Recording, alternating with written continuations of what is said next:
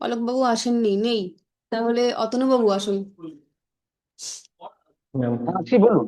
হ্যাঁ, অলোকবাবু আছেন। আচ্ছা, তাহলে আপনি হ্যাঁ, নমস্কার। নমস্কার, একটু সপ্তম হাউসটা নিয়ে বলুন। সপ্তম ভাব থেকে আমরা কি কি বিচার করে থাকি? সপ্তম ভাব থেকে আমরা বিবাহ বিচার করব, বিবাহিত লাইফটা দেখব, ব্যবসা দেখব, বিজনেস পার্টনারকে দেখব। হুম। সপ্তম ভাব হচ্ছে আমাদের জায়া ভাব। হুম। ঠিক। আচ্ছা, আর অতনুবাবু বলুন, অষ্টম ভাব থেকে কি কি বলবেন? ম্যাম, অষ্টম ভাবকে সাধারণত আমরা নিধন ভাব বলি। হুম। এটাতে আমরা মৃত্যুর কারণটা দেখব। হুম। তারপরে আপনার গুপ্ত বিদ্যা, এসব আপনার গবেষণা বা অনেক কিছু গুপ্ত, মানে যে সমস্ত জিনিসগুলো থাকে ম্যাম। তারপরে দেখবো ম্যাম অর্থ প্রাপ্তি, গুপ্ত ধন, হুম। এসব জিনিস ম্যাম। আচ্ছা। আর তারপরে মর্গের পোস্টমর্টম, ডোমের কাজ, এসব গুলো। হুম। ঠিক। আচ্ছা, বেশ। দেবাশিস বাবু আসুন। দেবাশিস মুখার্জি আছেন? হ্যাঁ ম্যাম, ম্যাম, ম্যাম, ম্যাম, বলুন বলুন, সরি ম্যাম। হ্যাঁ।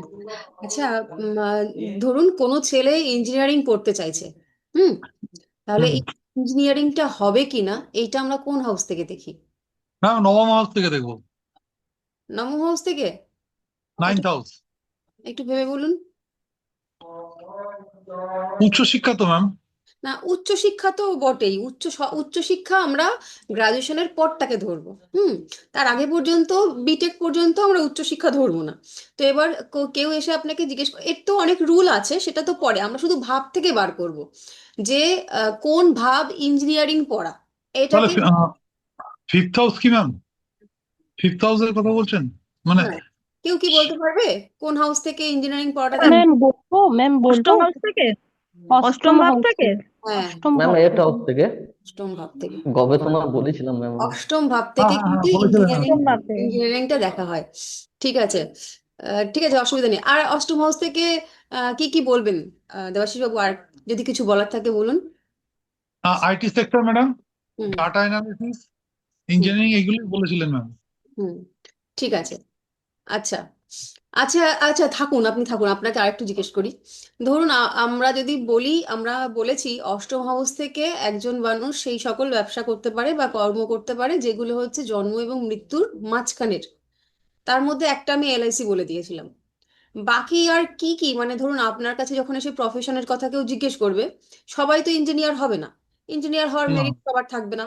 আপনি সবাইকে বলতে পারবেন না জ্যোতিষ করো। সাধারণ খুব একটা হুম। দেখলেন আপনি যে একদম মধ্যবিত্তের, মানে নিম্ন মধ্যবিত্ত পরিবার থেকে একজন এসেছে আপনার কাছে, তাহলে তাকে আপনি জন্ম মৃত্যুর মাঝখানের কোন ধরনের পেশা আপনি তাকে করতে বলতে পারেন? ম্যাম, অষ্টম হাউস দিয়ে ধরুন আমাদের গুপ্ত বিদ্যা, বা এইটাও যদি কানেক্ট করে, যদি আহ উম, যদি মানে সরকারি চাকরি করতে পারে, গুপ্ত সরকারি চাকরি, মানে যেগুলো না, ও সিবিআই। সরকারি চাকরি করতে পারবে না, ও পড়াশুনো করেনি। হুম। তারপরে ও পড়াশোনা ও করেনি। তন্ত্রও করবে না বলছে, ও জ্যোতিষও করবে না। রাষ্ট্রপতি স্বতন্ত্র। আপনাকে ব্যবসা দেখিয়ে দিতে হবে। এমন কিছু ব্যবসা, যে ব্যবসা হচ্ছে জন্ম আর মৃত্যু, আপনি দেখতে পাচ্ছেন যে এইট হাউসকে রিলেট করেছে। এবার ও বলছে আমি ব্যবসা করব। এবার আপনি দেখতে পাচ্ছেন ব্যবসাটা হবে এইট হাউস রিলেটেড। তাহলে ও কোন ধরনের ব্যবসা করতে পারে?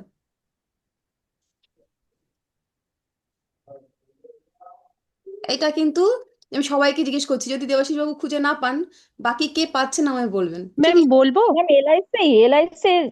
এলআইসিটা আমি আগের দিন বলে দিয়েছি। এলআইসি তো হ্যাঁ, এলআইসি করতে গেলেও একটু শিক্ষা দীক্ষার ম্যাম দরকার। Lottery business. হুম। মর্গে ডোমের কাজটা না, যেগুলোতে তো স্টক মার্কেট। বলছি ম্যাম হ্যাঁ, এই সব করাই হচ্ছে। লটারি ব্যবসা বা লটারি ব্যবসা হবে, হ্যাঁ। আপনার পৈতৃক সম্পত্তি, গুপ্ত ধন পেতে পারে, সেই ধরনের কিছু ম্যাম। না না, ওগুলো দিয়ে ব্যবসা কি করে করবে? ব্যবসা মেনলি করবে, ম্যাম ব্যবসা লটারি করবে। ব্যবসা। ব্যবসা করবে তো। সম্পত্তি, মেন ম্যাম সম্পত্তি সংক্রান্ত। লটারি সম্পত্তি ব্যবসাটা ম্যাম সংক্রান্ত। সাকসেস হবে বেশি। লটারি সম্পত্তি তো হবে। ম্যাডাম আপনি বলেছিলেন পাবে। হ্যাঁ, কেউ ওটা দিয়ে মারা গেল, ব্যবসা হবে মৃত না, ওটা ব্যক্তির দিয়ে ব্যবসা সম্পত্তি, হবে না। তো এবার ব্যবসা ধরুন হবে না তো। বা জন্ম। না না, ডোমের কাজ, সেগুলো তো আলাদা বলেছিলেন, ডোম বা না ম্যাম, স্টক মার্কেট হবে না। হ্যাঁ, হবে। আর ম্যাম দশকর্মা হবে, যে দশকর্মা নয়। ঠাকুরের। দশকর্মা কিন্তু সেই দশকর্মা যেখানে মৃত ব্যক্তির জিনিসপত্র হ্যাঁ, বিক্রি। হ্যাঁ, সেটাই বলতে চাইছি। মর্গের কাজ, হ্যাঁ, মর্গ হ্যাঁ। যেটা আছে সেটা, হ্যাঁ, মর্গ হবে, ডোম হবে। ডোমের কাজ যেটা। তারপরে ধরুন যদি 8th হাউস, মিডলম্যান হবে, হ্যাঁ মিডলম্যান হবে, মিডলম্যান মানে হবে, ব্রোকারি। হ্যাঁ তারপরে ধরুন 8th হাউস যদি কোনো রকম ভাবে থার্ড কে কানেক্ট করে যায়, তাহলে হচ্ছে যে সমস্ত গাড়ি শববাহী মৃত্যু মৃতদেহ আর কি নিয়ে যায়, সেই সকল ব্যবসা। তাহলে আপনারা মোটামুটি এই রকম ভাবে অ্যানালাইসিস করবেন যে আপনার কাছে তো বিভিন্ন ধরনের মানুষ আসবে। কেউ শিক্ষিত, কেউ অশিক্ষিত, কেউ পয়সাওয়ালা, কেউ একেবারেই সর্বসন্ত মানুষ। তো তাতে করে আমি একজন আমার মানুষ, সামনে একজন মানুষ আসলো যে শিক্ষিত মানুষ, আমি তাকে বলে দিলাম আপনি ডোমের কাজ করুন, তাহলে তো পিটানি পড়বে, তাই না? তো সেইটা আর কি বিবেচনা করে আমাদেরকে কাজ সম্পর্কে প্রত্যেকটা, এই যে আমি আপনাদেরকে একটু একটু করে, এখনো তো সবাই ভাব শিখছেন, ভাবের অল্প অল্প জানছেন, যখন আমরা পেশা শিখবো আপনাদেরকে না, এই যে আমি আগেও বলেছি, জ্যোতিষ যখন আমরা হব তখন আমাদের কিন্তু বর্তমান সমাজ ব্যবস্থার সমস্ত কিছু বিষয়ের সম্পর্কে সামান্য হলেও ধ্যান ধারণা রাখতে হবে, যে এখন কি ধরনের চাকরি হচ্ছে, কি ধরনের ব্যবসাগুলো বেশি চলছে, তারপরে কি কি নতুন নতুন, আমরা তো আগে যেমন ব্যবসা বলতে ওই শাড়ির দোকান, তারপরে সোনার দোকান, এই মেডিসিনের দোকান, কিছু একদম মানে নির্দিষ্ট কিছু বুঝতাম, কিন্তু এখন তো অনেক কিছু হচ্ছে। অনলাইনে ব্যবসা করবে, আপনার কাছে এসে বলছে অনলাইনে ব্যবসা করবো, অনলাইনে ব্যবসা আমরা কত নম্বর হাউস থেকে দেখবো বলুন তো? কে ম্যাম 11 ভাব থেকে। 11 ভাবার, কে বলবে আর? ম্যাম 8 থেকেও তো হতে পারে ম্যাম। আইটি ডেটা অ্যানালিসিস তো ওখান থেকেই আছে। না, আমি যদি শুধুমাত্র, ও জিজ্ঞেস করছে আমি অনলাইনে শাড়ি ব্যবসা করব, তাহলে তো আর আর তাহলে তো 8th-এর দরকার নেই, অনলাইনে শাড়ি ব্যবসা করবে তাহলে। 10 থেকে। ব্যবসাটা আমরা দেখেছি 7th হাউস থেকে, আর অনলাইনটা থার্ড হাউস, থেকে দেখা হবে।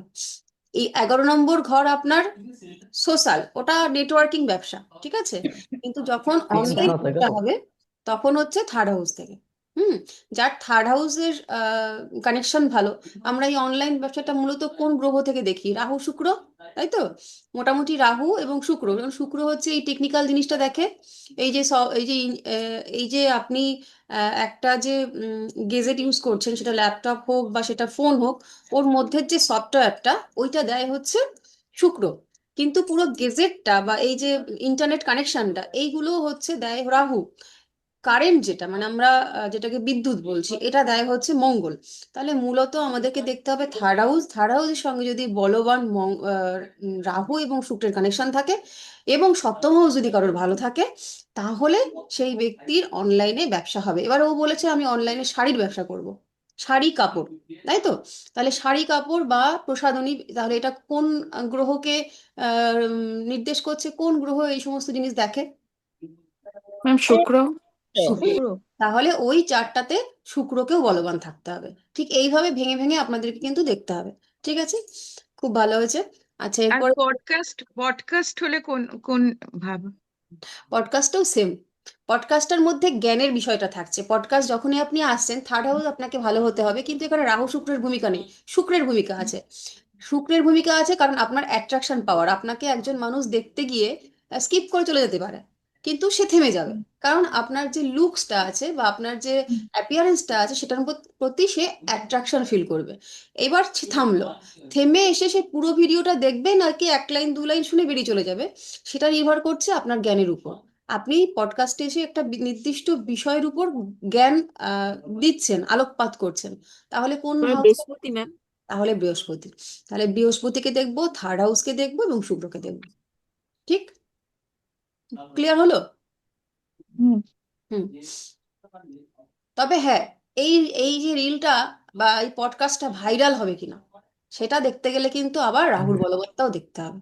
রাহু ভালো ফল না দিলে কিন্তু ভাইরাল হবে না। ঠিক আছে, আচ্ছা। উম অতনু হয়ে গেছেন, তারপরে আসে তন্দ্রিমা ঘোষ। হ্যাঁ ম্যাম বলুন, আমি একটু বাইরে আছি, ভিডিওটা অন করতে পারছি না ওই জন্য। ঠিক আছে, আপনি 9th হাউস নিয়ে বলুন, কি কি বলবেন?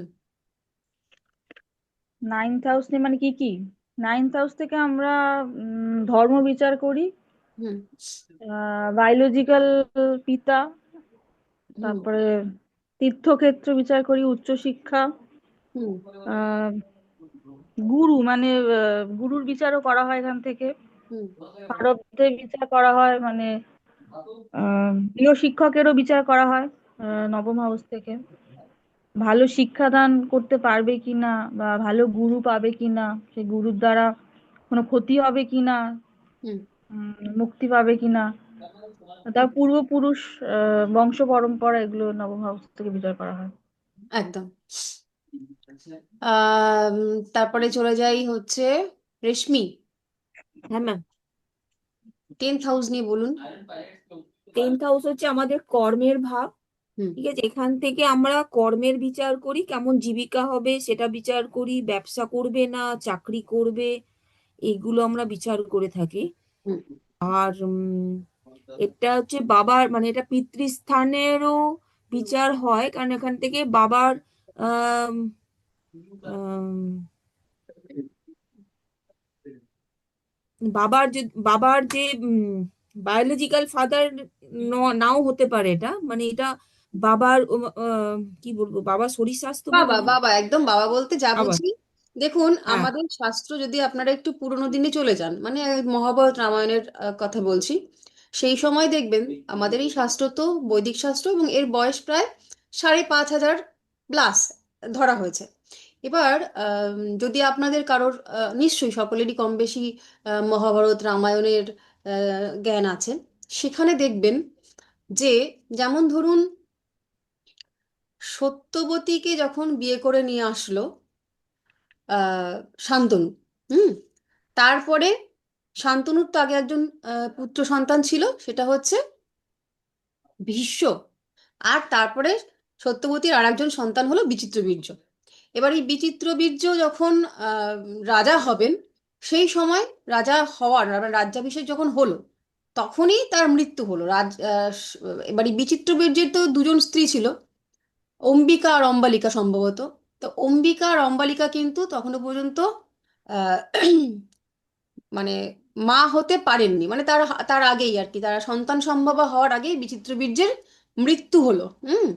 এবার এই যে বিচিত্রবীর্যর মৃত্যু হলো, তখন কিন্তু সত্যবতী তার যে বিবাহ পূর্বের যে সন্তান, অর্থাৎ ব্যাসদেব, পরাশর মুনির সঙ্গে সঙ্গমে যার সন্তান হয়েছিল ব্যাসদেব, সেই ব্যাসদেবকে কিন্তু নিয়োগ করেন অম্বিকা এবং অম্বালিকার জন্য। এই যে নিয়োগ পদ্ধতি, অর্থাৎ বিচিত্রবীর্য কিন্তু মারা গেলেন, তথাপি কুরুবংশের দুই সন্তান, তার 3 সন্তান আর কি, তারা কারা কারা হলেন? ধৃতরাষ্ট্র, পাণ্ডু এবং বিদুর। এই যে 3জন জন্মগ্রহণটা করলেন, এই 3জন কিন্তু একটাও বিচিত্রবীর্যের সন্তান নয়। কার সন্তান? ব্যাসদেবের সন্তান, তথাপি কুরুবংশের তারা কিন্তু রাজপুত্র হলেন। ধৃতরাষ্ট্র, পাণ্ডু এবং বিদুর, এরা কিন্তু কেউই বিচিত্রবীর্যের সন্তান নয়, তথাপি তারা বিচিত্রবীর্যের সন্তান নামেই কিন্তু পরিচিত। অর্থাৎ এই ক্ষেত্রে কিন্তু এই যে বাবার যে বিষয়টা, এই যে আমরা বাবা হিসেবে পেলাম কাকে? বিচিত্রবীর্যকেই পেলাম, কুরুবংশকেই পেলাম, কিন্তু পিতাকে, জন্মগত পিতা কিন্তু ব্যাসদেব। ব্যাস। তো সেই যে বিষয়টা যে একজন মানুষের যে জন্মগত পিতা আলাদা হতেই পারে, কিন্তু পরিচিতি পিতা আলাদা হতে পারে, সেই সময়কার যে সমাজ ব্যবস্থা, তাতে করে কিন্তু এই যে দুটো আমার যে বাবা, অর্থাৎ আমি যার ঔরসে জন্মগ্রহণ করব, তিনি নবম হাউস, তিনি আমার মায়ের স্বামী নাও হতে পারেন। স্বামী বলতে সমাজ স্বীকৃত স্বামী। হুম। পালক পিতা, এক্স্যাক্টলি। পালক পিতা বলতে এমন একজন পিতা আসলো, যা আমার মা সেকেন্ড ম্যারেজ করলেন, সেক্ষেত্রে যে পালক পিতা সৎ বাবা, তিনি আমার 10th হাউস।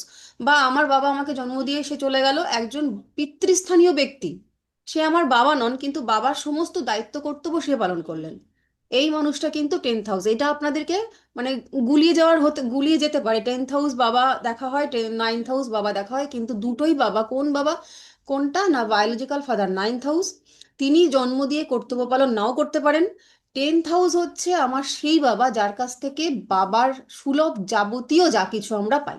মানে বাবা বলতে এই যে 9th হাউসের বাবা, জন্ম দিলেই তাকে তো কর্তব্য পালন করা উচিত, কিন্তু সে যদি নাও বা করে, তাহলে যে মানুষটা আমার জন্য করেছে, বা ওই 9th হাউস বাবাই যদি তার বাবার ক্ষেত্রে সেকেন্ড হাউস, বা নাইনথে সেকেন্ড হাউস হচ্ছে 10th, তার মানে বাবার থেকে আদর যত্ন, সেকেন্ড হাউস দেখেছি আমরা, শৈশবকাল দেখা হয়, বাবার সম্পত্তি, বাবার যত্ন, বাবার সম্পদ মানে কি আমাদের সন্তানদের ক্ষেত্রে বাবার সম্পদ প্রথম আমরা কি দেবো? বাবার স্নেহ, বাবার টেক কেয়ার, বাবার মর্যাদা, বাবার আহ, যাবতীয় দায়িত্ব, সেটা কিন্তু 10th হাউস। ঠিক আছে? আচ্ছা, ঠিক আছে, হলো। এবার চলে যাই হরিপদ দেবনাথ, আসুন।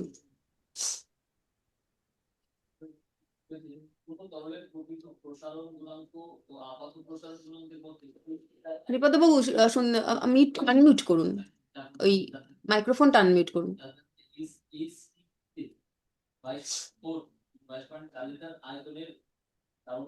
আপনার কথা শোনা যাচ্ছে না, স্পিকারটা ইয়ে করুন, ওই মিউট করা রয়েছে।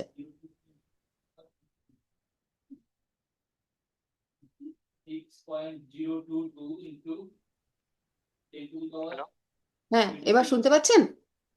হ্যাঁ, বলছিলাম যে পার্টনারশিপে ব্যবসা করতে চায় কেউ, আপনার কাছে আসলো যে পার্টনারশিপে ব্যবসা করবো কি, এটা ঠিক হবে কি না হবে, ওটা কত নম্বর হাউস থেকে দেখবো? ম্যাডাম আমি জানি ক্লাস ঠিকভাবে করতে পারছি না। হ্যাঁ, হ্যাঁ। আমি আমি একটু ব্যস্ত ছিলাম, আমি জানি ক্লাসগুলো ঠিকভাবে করতে পারছি না। একটু একটু প্রবলেম আচ্ছা, হচ্ছে। আচ্ছা, ঠিক আছে, ঠিক আছে, কোনো অসুবিধা নেই, আপনি তাহলে শুনুন। হ্যাঁ, শুনুন। ঠিক আছে। হ্যাঁ, ঠিক আছে। আচ্ছা, কৃষ্ণা রায় চলে আসুন। কৃষ্ণা রায় আসুন। হ্যাঁ, বলুন। হ্যাঁ, আপনি 11th হাউস নিয়ে বলুন আমাদের। 11th হাউস আধ্যাত্মিকতা, 11th হাউস? আধ্যাত্মিকতার। না, একেবারেই নয়। 11th হাউস হচ্ছে কাম ত্রিকোণ, আধ্যাত্মিকতার সঙ্গে 11th হাউসের সম্পর্কই নেই, একটু ভেবে বলুন। না, তাহলে পারবো না। আমি 11th হাউসটা আধ্যাত্মিকতা হিসেবেই জানি, মানে যেহেতু কুম্ভের ঘর আর কি। না, না, না। আচ্ছা, আপনি একটু শুনুন, তাহলে আপনি আবার হুম আসবেন। পার্থ হুম সারথী বলেছেন, হ্যাঁ বলুন। হুম হুম হুম। পার্থবাবু বলুন।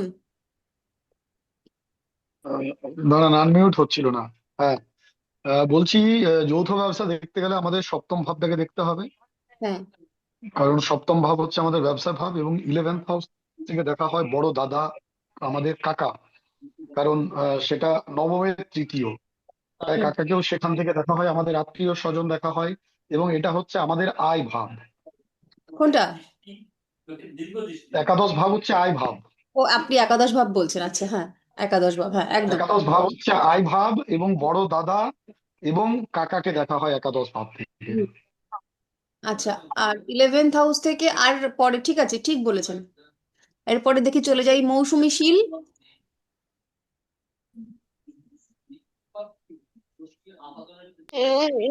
হ্যাঁ ম্যাম। হ্যাঁ, বলছি 11th হাউসের আর কি কি বলবেন, বলুন। ম্যাম 11th হাউস হচ্ছে ইচ্ছা পূর্তির ঘর হিসেবে আমরা জানি যে আমাদের ইচ্ছা পূর্তি হবে, মানে মানে ম্যানিফেস্টেশন যেটাকে বলে, যে আমি কতটা করতে পারবো, চাইলেই তো সব পাওয়া যায় না, সেটা আমাদের ছক কতটা উম, বিচার, মানে সেটা সেটা থেকে আমরা বুঝতে পারবো যে আমি যা চাইছি সেটা পাবো কিনা, সেটা 11th হাউস থেকে বিচার করা হয়। হুম, একদম। কৃষ্ণা ক্লিয়ার হয়েছে? কৃষ্ণা রয়। না, আরেকটু ক্লিয়ার করুন, আরেকটু মানে শুধুমাত্র ম্যানিফেস্টেশনে কি না, আধ্যাত্মিকতা? শুনুন, শুনুন, আধ্যাত্মিকতার সঙ্গে 11th হাউসের সম্পর্ক নেই। আচ্ছা। 11th হাউসে দেখুন, আমাদের যে চারটে ত্রিকোণ আপনাদের এখনো পড়াইনি, আমি আগে সামনে গিয়ে পড়াবো। আমাদের হুম জীবনে যা কিছু চাহিদা, ধর্ম, অর্থ, হুম কাম, মোক্ষ, এই 4 ভাগে ভাগ করা হয়। এবার এই হুম যে কাম, কাম কথার অর্থ কামনা এবং বাসনা, যা কিছুকে আমরা পেতে চাইছি।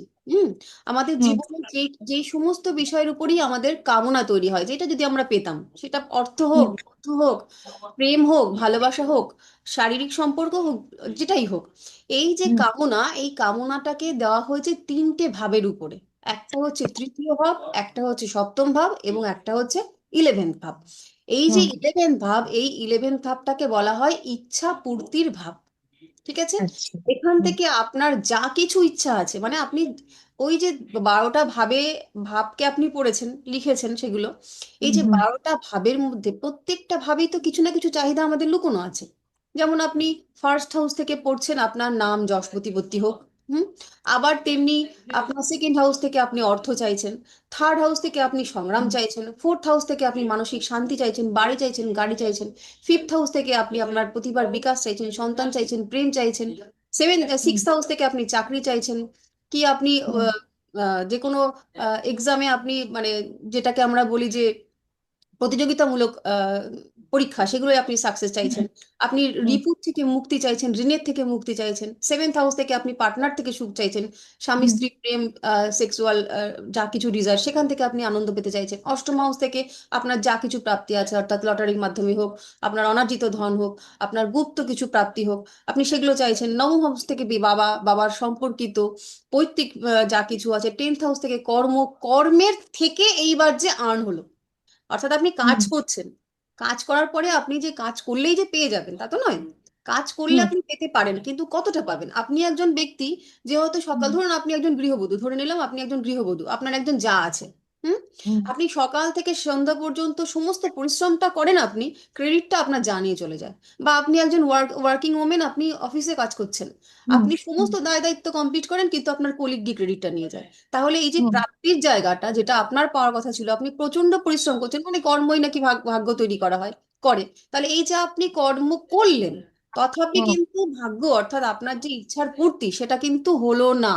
কেন হলো হুম না? এই কেন হলো না উত্তরটা দেবে হচ্ছে ইলেভেন্থ হাউস। যদি আপনার 11 ইলেভেন্থ হাউস বিগ্রহ হয়, হোক সে কুম্ভর ঘর, কুম্ভ তো কালপুরুষের ঘরের, ইলেভেন্থ হাউস তো কুম্ভ, শুধু যদি যদি আমি এটা কালপুরুষের হাউস দেখি, হুম, কিন্তু যখনই লগ্ন মানে মেষ লগ্ন সাপেক্ষে কুম্ভ হচ্ছে ইলেভেন্থ হাউস। কিন্তু সাপোজ করুন আপনার বৃষ লগ্ন, আচ্ছা বিষয়টা কি আচ্ছা আবার হয়, তখন তো কুম্ভ ইলেভেন্থ হাউস হবে না। ইলেভেন্থ না হাউস বলতে না প্রত্যেকটা মানুষের ইলেভেন্থ হাউসের কথা বলা হচ্ছে, ঠিক আছে? তাহলে সেই ঘরটা দিয়ে আমরা বিচার করব যে এই মানুষটার ইচ্ছা পূরণ হবে কি হবে না, হলে কতটুকু হবে, এর সঙ্গে বড় দাদার সম্পর্ক কেমন থাকবে, এর সঙ্গে বাবার ছোট ভাই অর্থাৎ কাকার সাথে সম্পর্ক কেমন থাকবে, বন্ধু বান্ধবরা এর সঙ্গে হেল্পফুল হবে না বন্ধু বান্ধবের জন্য ক্ষতিগ্রস্ত হবে, এই হুম মানুষটার সঙ্গে নেটওয়ার্কিং কানেকশন কেমন থাকবে। অর্থাৎ আপনি একটা, ধরুন একটা ফ্ল্যাটে থাকেন, ওই যে আপনাদের ফ্ল্যাটের মধ্যে একটা অ্যাপার্টমেন্ট থাকে, একটা সোশ্যালিজম ব্যাপার থাকে, সোসাইটি, সেই সোসাইটির সঙ্গে আপনার সম্পর্ক কেমন হবে, এই সমস্ত কিছু উত্তর দেয় হচ্ছে eleventh house. 11th house clear? Clear হ্যাঁ। ওকে, ঠিক আছে। এবার রমেশ মাহাতো চলে আসুন।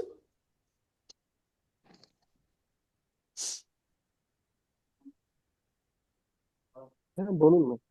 বলছি টুয়েলথ হাউস দিয়ে বলুন, কি বলবেন? 12 হাউস তো খরচার ঘর, মানে হুম আমাদের জীবনে যা কিছু খরচা থাকে তার মধ্যে সব থেকে বেশি খরচা যেটা হয় সেটার জন্য 12 হাউস কি করে। হুম তাছাড়া 12 হাউস হলো লোকসানের ঘর, একাকিত্বের ঘর, কারাগারের ঘর। হুম আর 12 হাউস সম্পর্কিত বিদেশ যাত্রা, হুম হসপিটালাইজেশন, শয্যা সুখ। হুম। দেখুন এই যে ভাবগুলো, হ্যাঁ হয়েছে, মহেশবাবু ঠিক ঠিক একদম ঠিক বলেছেন। আপনাদের সকলকেই বলবো, প্রত্যেকটা ভাব এইটা স্টার চিহ্ন দিয়ে খাতায় লিখে রাখুন বড় বড় করে, যেটা আপনাদের নিজেদের জীবনেও কখনো ভুলবেন না, কিংবা ক্লায়েন্টদেরও যখন বোঝাবেন তখন তাদেরকেও বলতে ভুলবেন না। প্রত্যেকটা ভাবে দেখুন একাধিক কারকত্ব আছে, তাই না? এক হুম একটা ভাবে 7টা 8টা করে কারকত্ব থাকে। তো আপনি আমাদের বাড়ি কোথায়? হুম, হুম? আপনি এবার মিউট করে দিন, রমেশবাবু মিউট করে দিন। তো এই যে প্রত্যেকটা ভাবে একাধিক যে কারকত্ব আছে, তাহলে অ্যাট এ টাইম কি আমাদের সেই প্রত্যেকটা কারকত্বর সমস্ত ফল আমরা পাই? সেটা তো পসিবল না।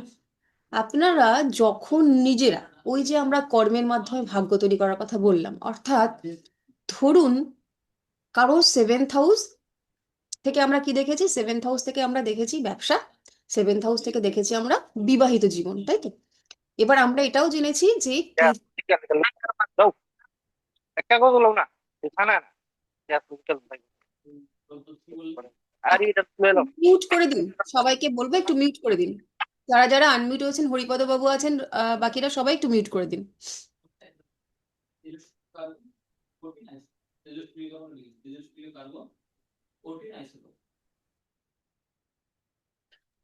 ঠিক আছে, ম্যাম আপনার ওখান থেকে মিউট করা যাবে। আমি এখান থেকে করতে চেষ্টা করলাম, হয়েছে একটা, হ্যাঁ হয়েছে। কি যেন বলছিলাম, আচ্ছা সেভেন্থ হাউস। তো আমরা জানি কেতু হচ্ছে বিচ্ছেদের কারক, অর্থাৎ কেতু আপনার যে ভাবটায় বসবে, 12টা ভাবের মধ্যে যে ভাবটায় বসবে সেই ভাব থেকে কিন্তু বিচ্ছেদ দেবে। অর্থাৎ কেতু আপনাকে বলছে এই ভাব থেকে যা কিছু সুখ স্বাচ্ছন্দ্য তা কিন্তু তুমি পাবে না। এবার সেটা কি সমস্ত ক্ষেত্রে, প্রত্যেকটা ক্ষেত্রে? সেই ক্ষেত্রে ধরুন আপনার 7th হাউসে কেতু, এবং আপনার, আপনি একজন ব্যবসায়ী মানুষ, ব্যবসাটাকে বেছে নিয়েছেন। হুম। যেটাকে আপনি বেছে নিয়েছেন সেইটার লর্ড যদি সাপোর্টিভ হয়, সেটার ফল পাবেন, ভালো ফলটা পাবেন। কিন্তু আর যে কারকত্বগুলো আছে সেগুলো কিন্তু ঘেটে যাবে।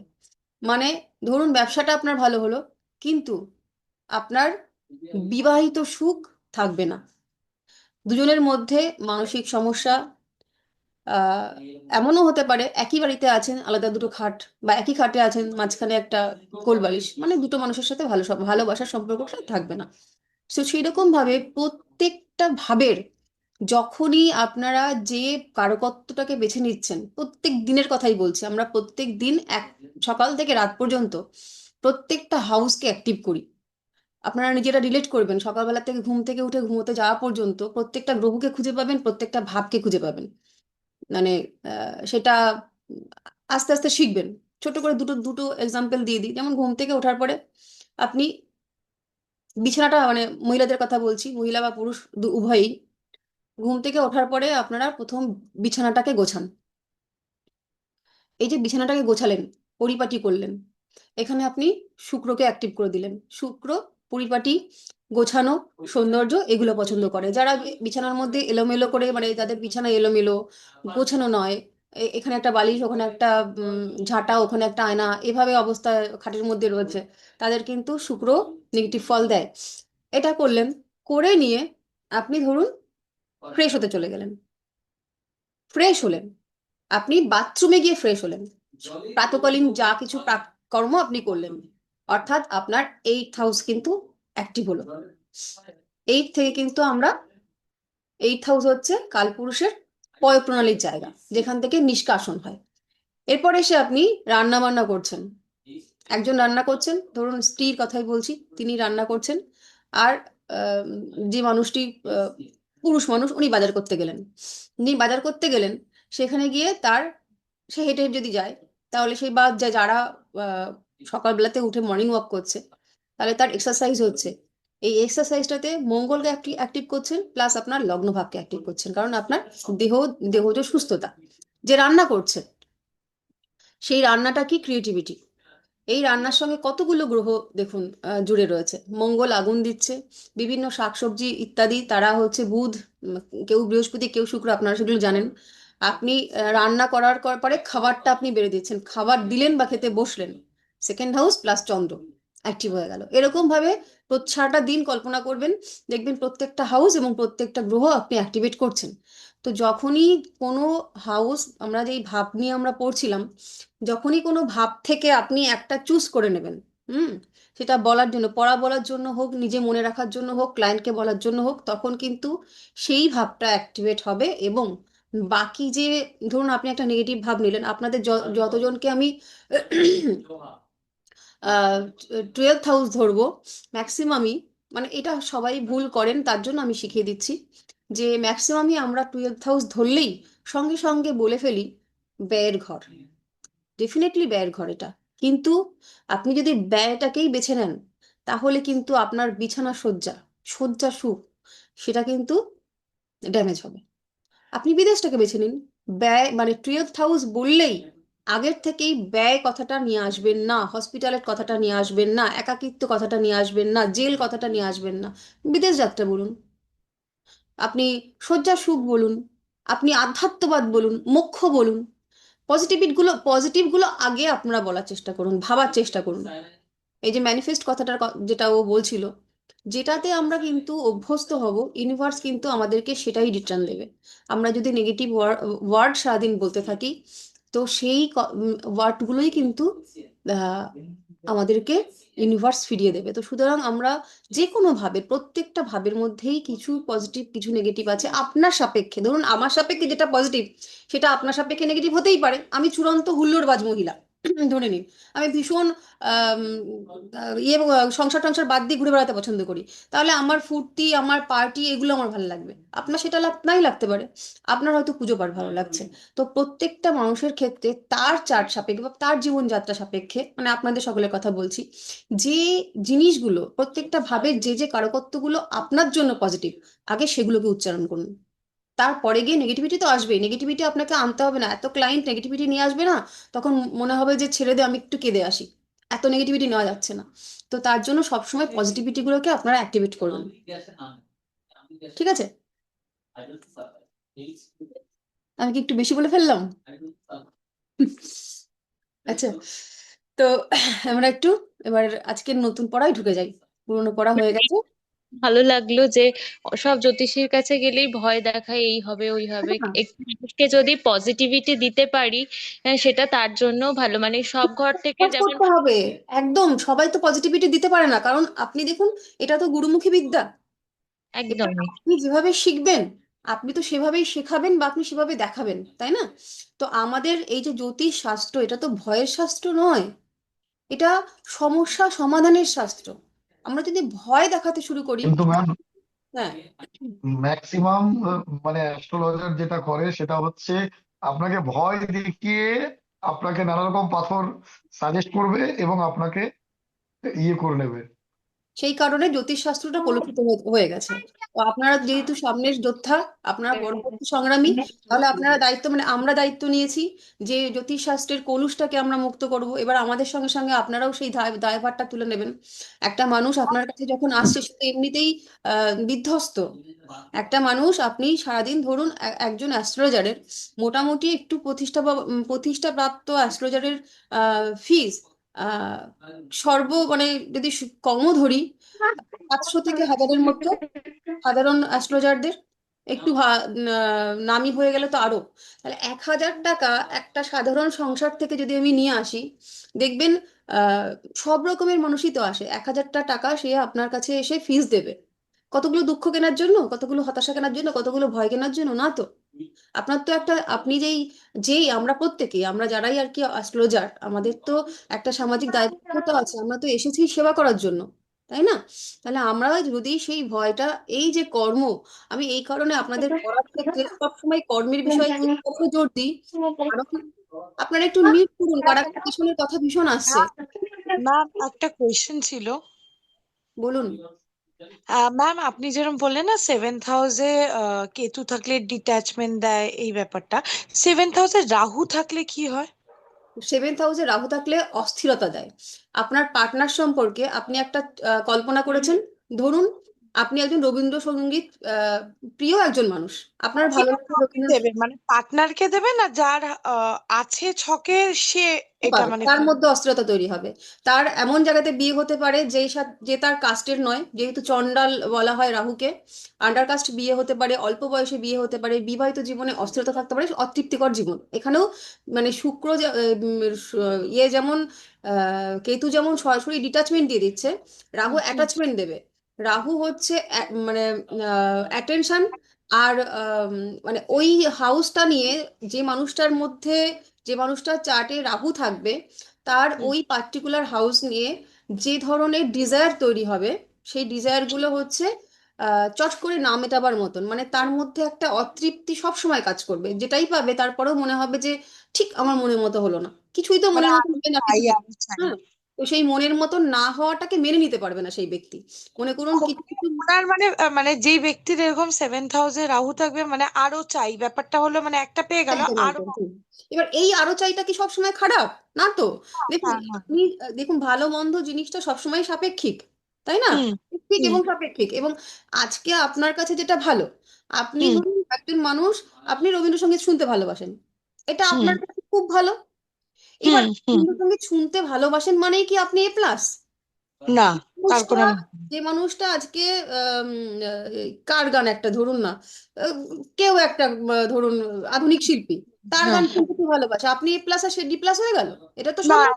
না এবার না আপনি এটা যদি, চয়েস এবার এক আপনি একজন। যদি ভাবেন আমি রবীন্দ্রসঙ্গীত শুনি, তার মানে আমি হচ্ছি একদম এ প্লাস একটা মানুষ, আমার একটা আলাদা রকমের ডিগনিটি আছে, আমার সেটা চাই, অবভিয়াসলি আছে, কিন্তু হুম হুম চাইলেই তো পাওয়া যাবে না। এক্স্যাক্টলি। আপনি রবীন্দ্রসঙ্গীত ভালোবাসেন, উল্টো দিকের মানুষটা তিরিক টিক টিক টানানা শুনতে ভালোবাসে, সে তার মতন। আপনি এক্স্যাক্টলি। কেন চাইবেন সে আপনার মতন রবীন্দ্রসঙ্গীত শুনুক? এবার একজন এখন হ্যাঁ, কখন এবার বুঝবে এটা? দুজনের মধ্যে অ্যাডজাস্টমেন্ট সম্ভব যদি বৃহস্পতির কৃপা থাকে। সেও বললো চলো দু লাইন রবীন্দ্রসঙ্গীত শুনি, সেও বললো চলো তুরুক তুক তুক টানানা চুরি। কিন্তু যখনই বৃহস্পতির কৃপা থাকবে না, এরা দুজন হুম, মানাবেই না। এ বলবে আমি বেস্ট, ও বলবে আমি বেস্ট।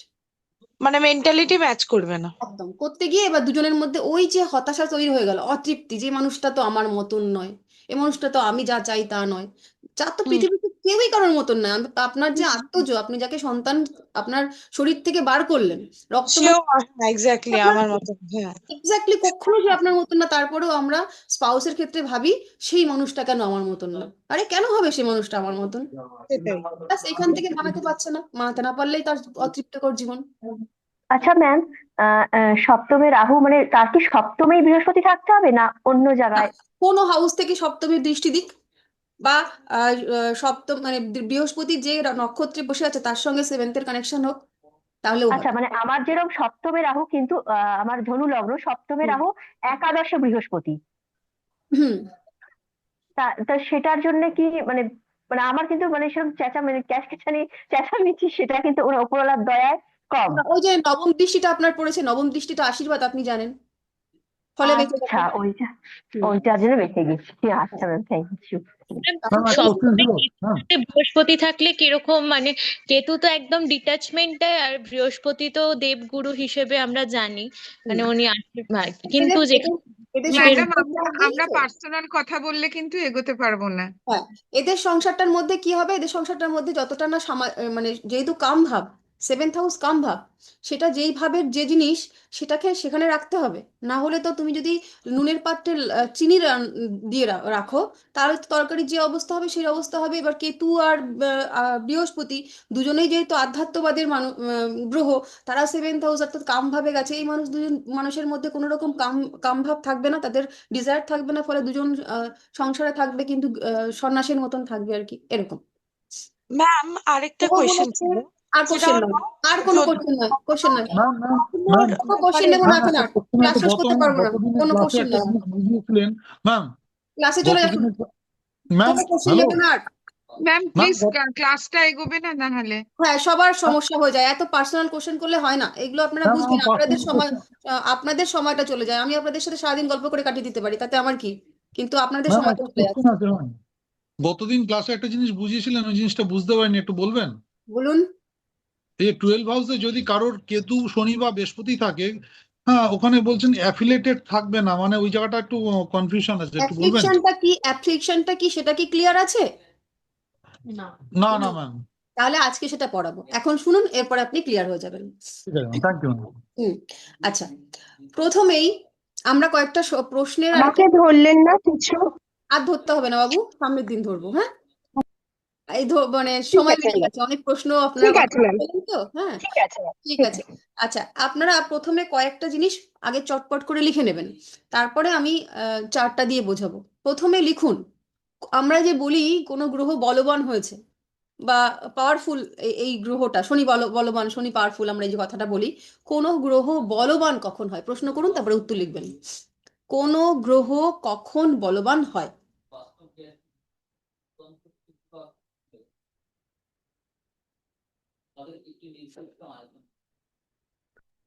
যখন তার ডিগ্রিটা বেশি থাকে। না, এবার লিখুন, যখন কোনো যখন উচ্চ হয় বা দিগ্বলি হয়। ক্ষেত্রস্থ হয়। আমি বলি পার্থবাবু, আমি বলি, আপনারা একটু শুনুন। আমি জানি আপনারা অনেকেই জানেন। স্বক্ষেত্রস্থ হয় অর্থাৎ নিজের ঘরে বসবে। মিত্র ক্ষেত্রস্থ হয় অর্থাৎ বন্ধুর ঘরে বসবে। উচ্চ ক্ষেত্রস্থ হয়, আপনাদের কি উচ্চস্থ পড়ানো হয়েছে? উচ্চস্থ নিচস্থ কি পড়ানো হয়েছে আপনাদের? হ্যাঁ ম্যাম, পড়ানো আছে। বেশ, তাহলে উচ্চস্থ যখন হয় এবং মূল ত্রিকোণস্থ যখন হয়, তখন ওই গ্রহটি বলবান হয়। এবং কোনো রকম দুস্থানের সঙ্গে যদি কানেকশন না থাকে।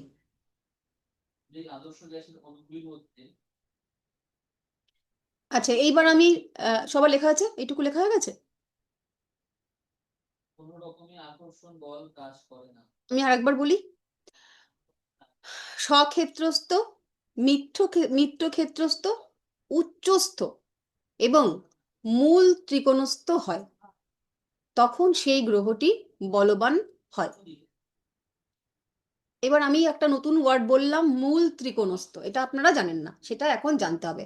একটা গ্রহ, সেই গ্রহ সাপেক্ষে কোনটা তার মূল ত্রিকোণ বা কোনটা তার আনন্দ ক্ষেত্র, অর্থাৎ কি না কোনো গ্রহ কোথায় গিয়ে খুব মানে ফলটা দিতে পারে খুব আনন্দের সঙ্গে, সেটা এখন আমরা শিখব।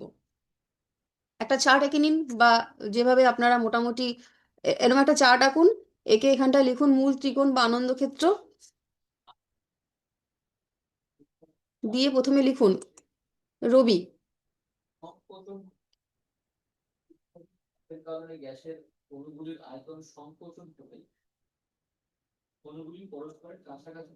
সিংহ রাশিতে রবি,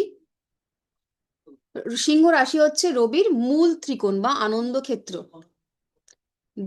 ডিগ্রিটা হচ্ছে 0 থেকে 20 ডিগ্রি।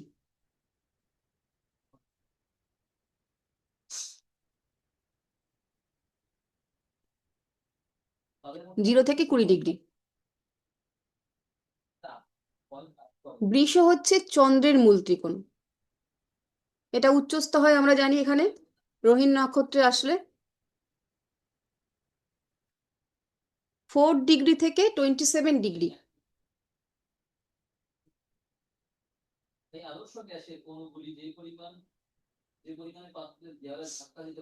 চন্দ্র বৃষতে উচ্চস্থ 4 ডিগ্রি থেকে 27 ডিগ্রি পর্যন্ত। যে টিউশন পড়াচ্ছে ওকে আমাকে একটু মিউট করতে বলুন না, ডিস্টার্ব হচ্ছে। কে কে সবাই মিউট করে দিন। কারোর তো, আমি তো সাউন্ড শুনতে পাচ্ছি না। আচ্ছা, এখানটায় লিখুন মঙ্গল।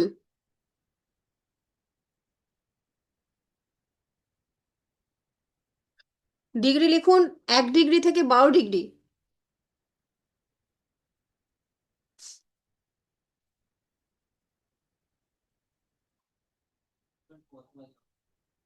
কন্যায় লিখুন বুধ।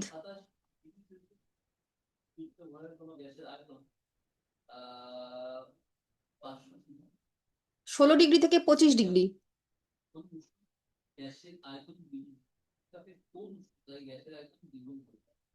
বলছি ম্যাম, বিশ্বটা চন্দ্র বললেন? বৃষতে বলেছি চন্দ্র, বৃষ। Okay ma'am. কন্যায় বলেছি বুধ, লিখুন 16 ডিগ্রি থেকে 25 ডিগ্রি।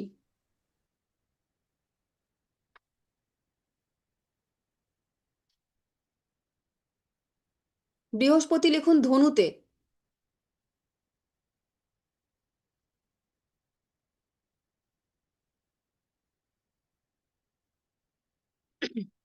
ধনুতে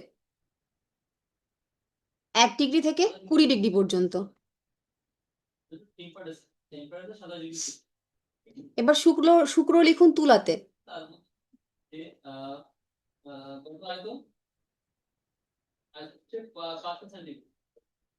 1 ডিগ্রি থেকে 20 ডিগ্রি পর্যন্ত।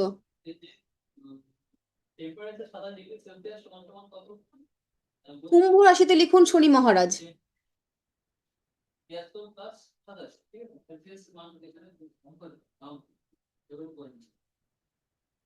ম্যাম কেউ টিউশন পড়াচ্ছে, ম্যাম একটু বন্ধ করতে বলুন না, মিউট করতে বলুন না, খুব অসুবিধা হচ্ছে। লিখুন আপনি, সবাই তো মিউটই রয়েছে। না না, কেউ টিউশন লিখুন, পড়াচ্ছে সেটা পুরো। কেউ একজন টিউশন পড়াচ্ছে। আচ্ছা আপনি লিখুন শুক্র, সবাই তো মিউটই রয়েছে। এই শুক্র লিখুন, শুক্র না শনি লিখুন 20 ডিগ্রি থেকে 30 ডিগ্রি পর্যন্ত।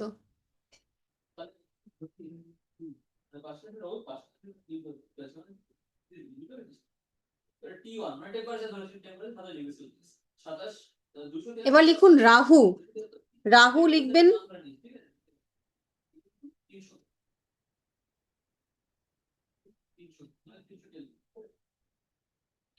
বুধে লিখুন রাহু 20 ডিগ্রি থেকে 30 ডিগ্রি।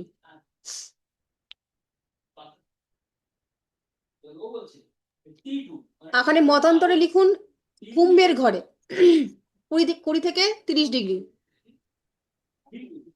এই দুটো ঘরেতেই প্রচলিততা আছে, এই ঘরটা হচ্ছে রাহুর স্বক্ষেত্র, আর এই ঘরটাতে হচ্ছে রাহুর ম্যাম রাহুটা কি বললেন?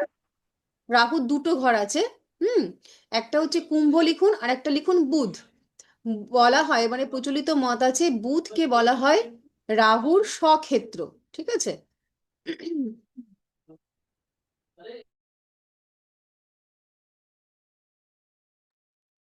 ম্যাম কেতুর বুধ ডিগ্রিটা না, কোন রাশি?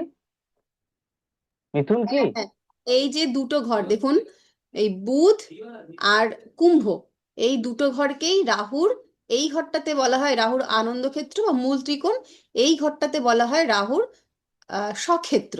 অ্যাকচুয়ালি রাহু কেতুর কোনো ঘর দেওয়া হয়নি, তথাপি আচ্ছা, বুধের ঘরটায় কন্যা এবং কন্যা এবং কুম্ভ, কুম্ভ, তাই তো? কন্যা এবং কুম্ভ, ঠিক আছে?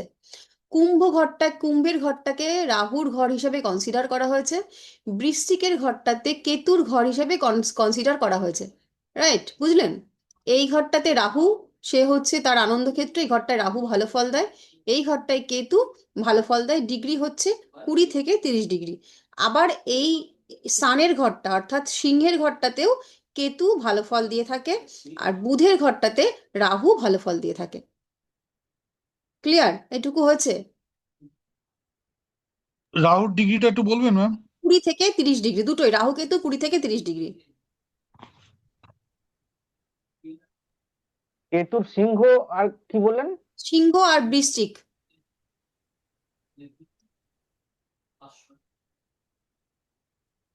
কেতু হচ্ছে সিংহ আর বৃশ্চিক, রাহু হচ্ছে কুম্ভ আর বুধ, এই দুটো ঘর।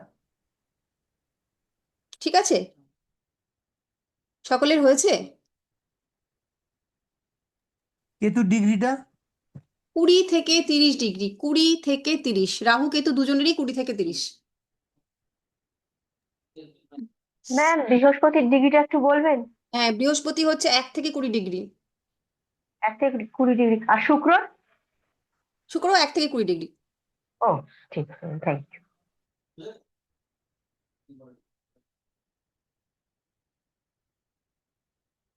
এটুকু হয়েছে সবার?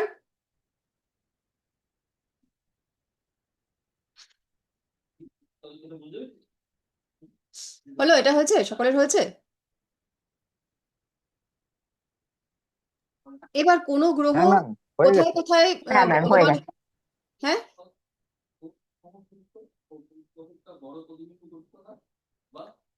এইটুকু কি সবার হয়েছে? মূল ত্রিকোণ বা আনন্দ ক্ষেত্র, এই সকল জায়গাগুলোতে যদি কোনো গ্রহ অবস্থান করে, অর্থাৎ মঙ্গলে মেষ, বৃষতে চন্দ্র, রবি নিজের ঘরে, বুধ নিজের ঘরে, শুক্র নিজের ঘরে, বৃহস্পতি ধনুতে এবং কুম্ভে শনি, এই ঘরগুলোতে যদি কোনো গ্রহ অবস্থান করে, তাহলে সেটা হচ্ছে তার ফলদানের জন্য মানে সর্বোত্তম ভালো ফল সে দিতে পারে নিজের ঘর। তথাপি এই ঘরটা হচ্ছে তার মূল ত্রিকোণ বা আনন্দ ক্ষেত্র, এখানে সে হচ্ছে হাত পা ছড়িয়ে ফল দেয়। ভালো হলে ভালো ফল দেয়, খারাপ হলেও মানে খারাপ ফলটা ভালোভাবে দেয়। ক্লিয়ার? ম্যাম, বলুন। সবাই নিজের নিজের ঘরে অবস্থান, কিন্তু চন্দ্র ম্যাম কেন শুক্র ঘরে চলে গেল, এটাই ম্যাম বুঝতে পারছি না। কে হচ্ছে? এই চন্দ্র যে বৃষতে চলে গেছে ম্যাম, বৃষ চন্দ্র তো বিশ্বতে শুক্রের ঘর। গেছে, দেখুন এখানটাতে আপনাদের একটু বুঝতে হবে, এই যে মেষের ঘর, এটাকে পর্বতের চূড়া বলা হয়। হুম। শুক্রের ঘরটাকে বলা হয় হচ্ছে দিগন্ত, বৃশ্চিকের ঘর হচ্ছে দিগন্তের নিচের জায়গাটা, এটা হচ্ছে সমুদ্রস্থান, এইটা হচ্ছে আকাশস্থান। আর এখানে হচ্ছে রোহিণী নক্ষত্র আছে, ম্যাথমেটিক্যাল একটা হিসেব আছে, সেটা আপনারা শেখেননি, তাই জন্য ফলিক জ্যোতিষটা জানুন। যেহেতু এটা আকাশ তত্ত্বের জায়গা, এই যে বৃষ রাশি, এখানে রোহিণী নক্ষত্র আছে, রোহিণী হচ্ছে চন্দ্রের সব থেকে প্রিয় বউ, সেখানে আসলেই চন্দ্র ভালো ফল দিতে পারে। ম্যাম রাহু কেতুটা একবার বলুন। রাহুর হচ্ছে এই দুটো ঘর, অ্যাকচুয়ালি প্রত্যেকটা গ্রহের সব নিজস্ব ক্ষেত্র আছে, রাহু কেতুকে কোনো নিজস্ব ঘর দেওয়া হয়নি।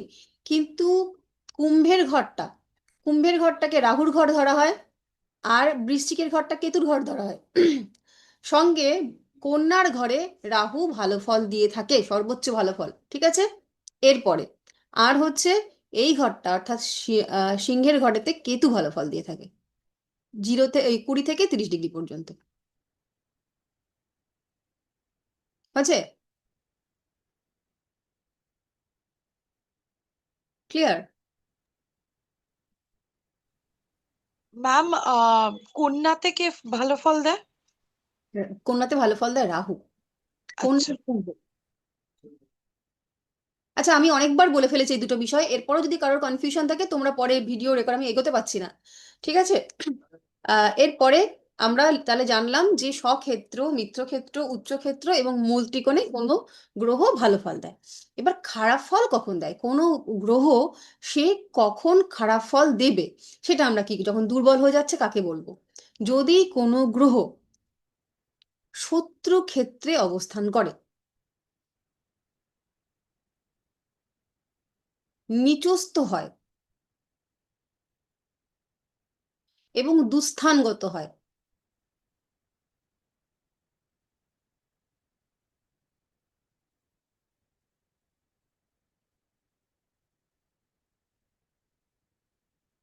কি বললাম? শত্রু ঘরে গিয়ে বসবে, নিচস্থ হবে এবং কোনো দুস্থানে গিয়ে বসবে, তখন সেই গ্রহ খারাপ ফল দেবে বা দুর্বল হবে।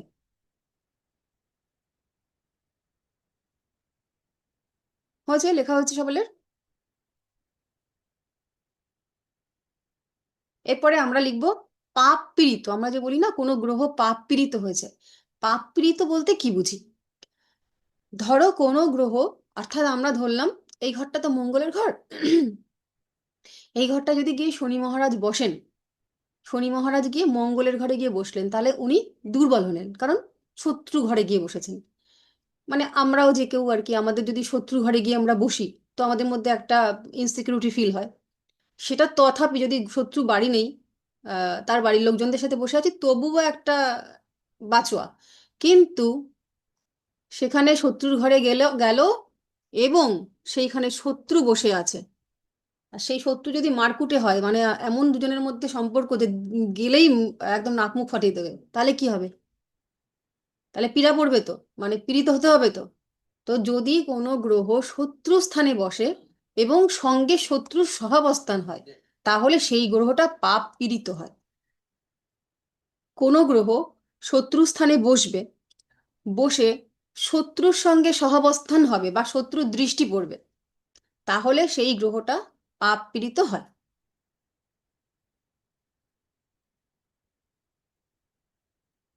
হয়েছে? ক্লিয়ার হয়েছে এটুকু?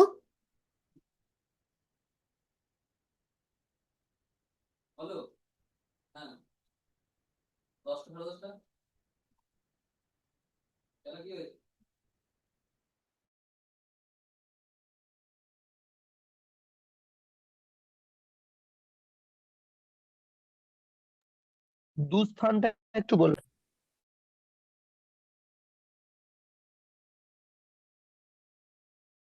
আপনারা বলুন দুস্থান কাকে বলে, পড়িয়েছি আপনাদের দুস্থান এখনো? 6, 8, 12 এই তিনটে ঘরকে দুস্থান বলা হয়, 6 নম্বর, 8 নম্বর এবং 12 নম্বর ভাব। যদি কোনো গ্রহ 6 নম্বর, 8 নম্বর এবং 12 নম্বর ঘরকে মানে কানেক্ট করে, সেই গ্রহটা যদি ওই লগ্ন সাপেক্ষে নিজে ভালো ঘরের মালিক হয়, ধরুন ভালো ঘরের মালিক বলতে আমরা বুঝি হচ্ছে ধরুন 4 নম্বর ঘর, 4 নম্বর ঘরের মালিক হচ্ছে ভালো, তাই তো? কিন্তু 4 নম্বর ঘর যদি গিয়ে 6 নম্বরে গিয়ে বসে, তাহলে সে দুস্থানগত হলো, অর্থাৎ সে দুর্বল হলো। যদি 8 নম্বর ঘরে গিয়ে বসে, তাহলে দুস্থানগত হলো, অর্থাৎ দুর্বল হলো। যদি 12 নম্বর ঘরে গিয়ে বসে, দুস্থানগত হলো, অর্থাৎ দুর্বল হলো। এই হচ্ছে দুস্থান। তাহলে দুর্বল আমরা মানে ম্যাডাম ধরুন 4 নম্বর ঘরের মালিক, ধরুন 4 নম্বর ঘরটা হচ্ছে কর্কটের ঘর, তাহলে ওখানে হচ্ছে হচ্ছে চন্দ্র। এবার চন্দ্রটা যদি এই 6 নম্বর ঘরে গিয়ে বসে, মানে বুধের ঘরে গিয়ে বসছে, তখন হচ্ছে ও দুস্থান হয়ে যাবে। না, নট আচ্ছা অনলি, আচ্ছা। এটা যদি আমি মেষ লগ্ন সাপেক্ষে চন্দ্র ধরি, এবার কারো ধরো হ্যাঁ হ্যাঁ হ্যাঁ কারো ধরো শুক্র, মানে এই ঘরটা হচ্ছে লগ্ন, অর্থাৎ তুলা লগ্ন, হ্যাঁ, তার তুলা গিয়ে লগ্ন, ফোর্থ লর্ড গিয়ে হবে হচ্ছে শনি মহারাজ, তখন তাকে শনি মিল মহারাজ। হবে। এইরকম মানে যেই লগ্নই হোক না কেন, সেই লগ্ন সাপেক্ষে যদি কোনো শুভ ভাবপতি, অর্থাৎ শুভ ঘরের মালিক খারাপ ঘরকে গিয়ে কানেক্ট করে, অর্থাৎ 6, 8, 12কে কানেক্ট করে, তখন সেইখান থেকে কিন্তু সেই ঘরটার মালিক হচ্ছে দুর্বল হয়ে গেল। 6 নম্বর ঘরের মালিক ধরো যে ফলগুলো দেবে বলে ঠিক করেছিল, সেইগুলো দিতে কিন্তু সে বাধাপ্রাপ্ত হবে। ঠিক আছে? আচ্ছা, ওকে ওকে। 6, 8, 12 বললেন। ওকে। আচ্ছা, এরপরে লিখবো হচ্ছে পাপড়িতু লিখলাম। এরপরে লেখো অনুগৃহীত। অনুগৃহীত গ্রহ কাকে বলে? ধরো কোনো একটা গ্রহ পাপপীড়িত হয়েছে, তথাপি, অথবা পাপপীড়িত হয়নি, তথাপি যদি কোনো নৈসর্গিক শুভ গ্রহ দৃষ্টি দেয় বা সহাবস্থান হয়, তাহলে তাকে অনুগৃহীত গ্রহ বলা হয়। আবার বলি, যখন কোনো গ্রহের উপরে সে যদি দুস্থানগত হয় বা না হয়, যদি কোনো নৈসর্গিক শুভ গ্রহের সহাবস্থান হয় বা দৃষ্টিপ্রাপ্ত হয়, তখন তাকে অনুগৃহীত বলে।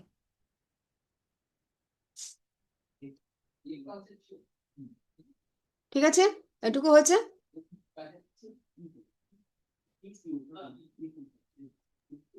ম্যাম আরেকবার বলুন।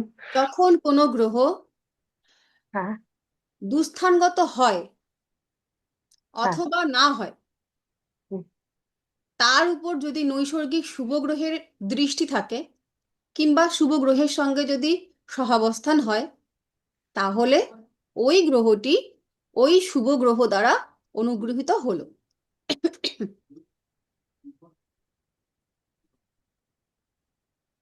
এক-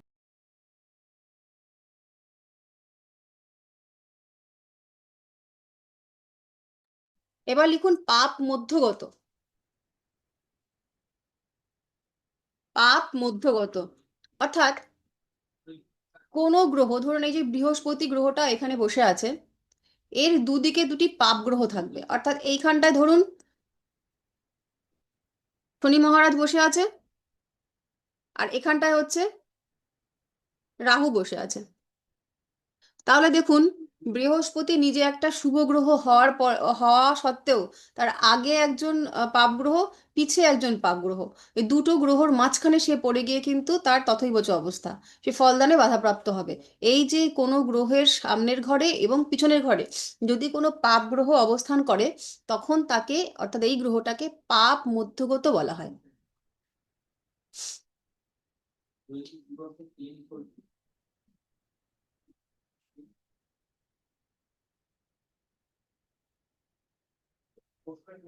ঠিক আছে, এটা ক্লিয়ার হয়েছে?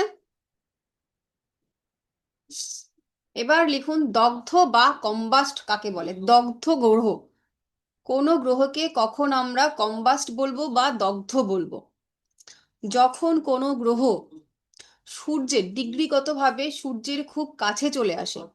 যখন কোনো গ্রহ ডিগ্রিগতভাবে সূর্যের খুব কাছে চলে আসে, তখন সেই গ্রহটির যে গুণগত বৈশিষ্ট্য থাকে, বা সেই গ্রহটি যে ভাবকে রুল করছে, সেই ভাবের যে কারকত্বের শুভত্ব থাকে, সেই শুভত্বের বা কারকত্বের ফলদানে বাধাপ্রাপ্তি হয়। এই যে সূর্যের কাছাকাছি চলে আসা, অর্থাৎ ডিগ্রিগতভাবে কোনো গ্রহ সূর্যের খুব কাছে চলে আসলো, সূর্যের যে নিজস্ব তেজ, নিজস্ব যে আম, ক্ষমতা, সেই ক্ষমতার ফলে ওই যে গ্রহটি, সেই গ্রহটির ক্ষমতা, যে সে কিন্তু ক্ষমতা মানে বলপ্রাপ্ত হচ্ছে না বা সে যে ফল দিচ্ছে না তা কিন্তু নয়, কিন্তু সূর্যের কাছে সেটা কিন্তু ম্রিয়মাণ হয়ে যায়, ফলে তার যে ফলদানটা, সেই ফলদানটা মানে প্রকাশিত হয় না। তো এই ফলে এই যে সূর্যের ক্লোজ ডিগ্রিতে চলে আসাটাকে কম্বাস্ট বলে বা দগ্ধ হয়ে যাওয়া বলে। দগ্ধ হয়ে যাওয়া মানে ঝলসে যাওয়া। তখন ওই যে গ্রহটা ফল দিচ্ছিল, সেই ফলটা কিন্তু প্রকাশিত হয় না, মানে সে যতটা ভাবে ফল প্রকাশ করতে পারতো, সেই ফলটা অপ্রকাশিত থেকে যায়। এবার এই যে মানে দগ্ধ হয়ে যাওয়া, তার কতগুলো ডিগ্রিগত পার্থক্য আছে। মোটামুটি ধরবো, যদি 10 ডিগ্রির মধ্যে, মানে সূর্যের যে ডিগ্রি আর অন্য যে গ্রহ, কেবলমাত্র বুধ দগ্ধ হবে না। যদি 3 ডিগ্রির মধ্যে বুধ থাকে, ধরো রবির যে ডিগ্রিটা আছে তার সঙ্গে বুধের যদি ডিগ্রির পার্থক্য 3 ডিগ্রি হয়, মানে রবি আছে 10 ডিগ্রিতে, বুধ আছে 13 ডিগ্রিতে, বা রবি 1 ডিগ্রিতে, বুধ আছে 4 ডিগ্রিতে, এরকম যদি হয়, 3 ডিগ্রির মধ্যে বুধ চলে আসলে তখনই বুধ ফলদানে বাধা পায়। আদারওয়াইজ বুধটাকে কিন্তু কম্বাস্ট ধরা হয় না, বুধ দগ্ধ হয় না। বুধ রবির কাছে থাকতে থাকতে ওর স্বভাব চরিত্রটা ওর জানা হয়ে গেছে, বোঝা হয়ে গেছে, ফলে রবি ওর মানে রবির যে তেজ, সেটা হচ্ছে বুধ সহ্য করে নিতে পারে, করে তার ফল দিতে পারে। কিন্তু যদি 3 ডিগ্রির মধ্যে চলে আসে, তখন সেটা বুধের পক্ষেও সহ্য করা হয় না, তখন বুধও ঠিকঠাক ফল দিতে পারে না, তখন কি আমরা বুধকে কম্বাস্ট ধরবো। আদারওয়াইজ বুধ কম্বাস্ট হয় না। আর ন্যাচারালি ম্যাক্সিমাম ক্ষেত্রেই দেখবেন যে 100টা চার্ট দেখলে মোটামুটি 70-80টা চার্টে আপনারা দেখবেন যে হয় বুধ আর শুক্র, বুধ শুক্র এক ঘরে রয়েছে, অথবা রবি বুধ শুক্র এক ঘরে রয়েছে, অথবা রবি শুক্র এক ঘরে রয়েছে। তার কারণ হচ্ছে আমরা ডিগ্রিগত যখন পড়েছিলাম যে রবির থেকে শুক্র ম্যাক্সিমাম 48 ডিগ্রি পর্যন্ত যেতে পারে, আর বুধ থাকে 28 ডিগ্রির মধ্যে। ফলত যে ঘরে রবি আছে, হয় সেই ঘরেই বুধ শুক্র থাকবে, নাহলে আগের ঘরে পরের ঘরে বুধ শুক্র থাকবে। ঠিক আছে? তো এই এই যে বুধের 3 ডিগ্রি আর বাদ বাকি সমস্ত গ্রহ মোটামুটি ভাবে আমরা 10 ডিগ্রি ধরে নেব, যে 10 ডিগ্রির মধ্যে যদি কোনো গ্রহ চলে আসে, অর্থাৎ রবির যে ডিগ্রি আছে সেই ডিগ্রির থেকে যদি বুধের ডিগ্রি, এই সরি অন্য যে কোনো গ্রহ যদি 10 ডিগ্রির মধ্যে চলে আসে, তাহলে সেটাকে কিন্তু কম্বাস্ট ধরবো। তথাপি প্রত্যেকটা গ্রহের একটা আলাদা আলাদা করে ডিগ্রি আছে, যেটা আমি বলছি, আপনারা লিখে নিন।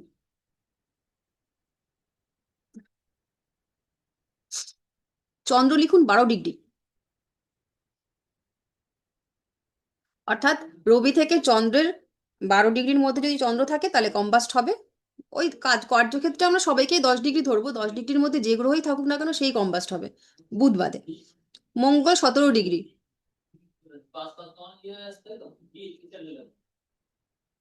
মঙ্গল 17 ডিগ্রি, বুধ 14 ডিগ্রি লিখুন, অথবা 12 থেকে 14 ডিগ্রি। আর যেটা বলেছি যে 3 ডিগ্রির মধ্যে হলে দগ্ধ হবে, আদারওয়াইজ ও দগ্ধের ফল দেয় না। আর যখন বক্রি হয়ে যাবে বুধ, তখন হচ্ছে 12 থেকে 14 ডিগ্রি। আমি এটা আবার বলি, বুধ মূলত বক্রি হয় না, 3 ডিগ্রির মধ্যে আসলে বুধ হচ্ছে বক্রির ফল দেবে, সরি দগ্ধের ফল দেবে। আর বুধ যখন বক্রি হয়ে যাবে, তখন সেই ডিগ্রিটা ধরবো আমরা 12 থেকে 14 ডিগ্রি। বৃহস্পতি 11 ডিগ্রি,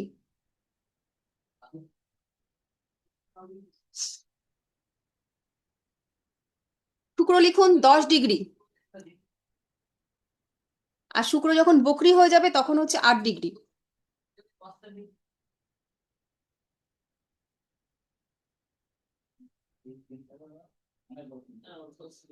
শনি লিখুন 15 ডিগ্রি। হয়েছে আপনাদের এটুকু?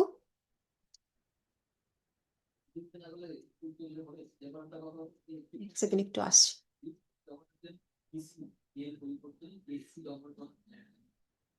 ম্যাম শুক্রটা একবার বলুন। হ্যাঁ, শুক্র হচ্ছে 10 ডিগ্রি, আর যখন বক্রি হয়ে যাবে তখন হচ্ছে 8 ডিগ্রি। শনি 15 ডিগ্রি।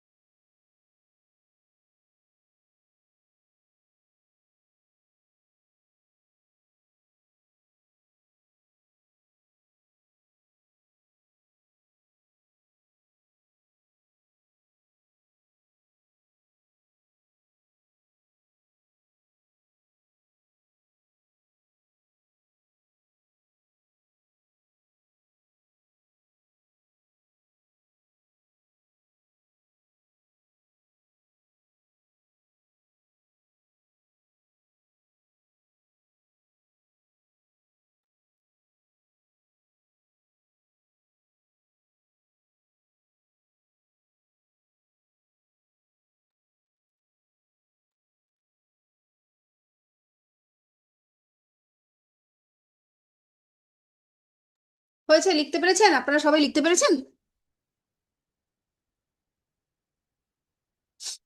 সকলে লেখা হয়েছে? হ্যাঁ ম্যাম। আচ্ছা, এরপরে লিখুন বর্গোত্তম কাকে বলে।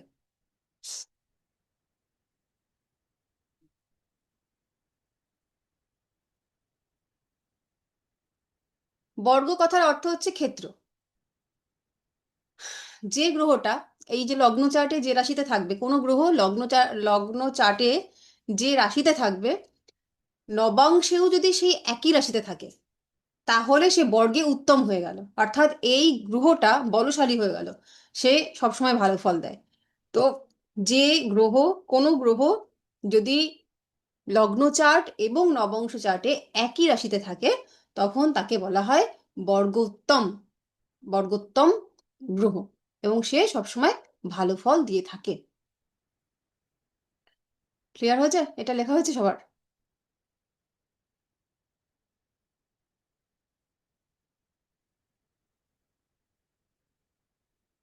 ম্যাম সেম রাশিতে আর সেম ঘরে? সেম, সেম ঘর নয়, সেম রাশি। মানে আচ্ছা। মানে সেম ঘর আর সেম রাশি তো একই হলো। মনে করুন এইখানটাতে লগ্ন চার্টে কর্কটের ঘরে বসে আছে কোনো গ্রহ, নবাংশতে গিয়ে কর্কটেই বসেছে।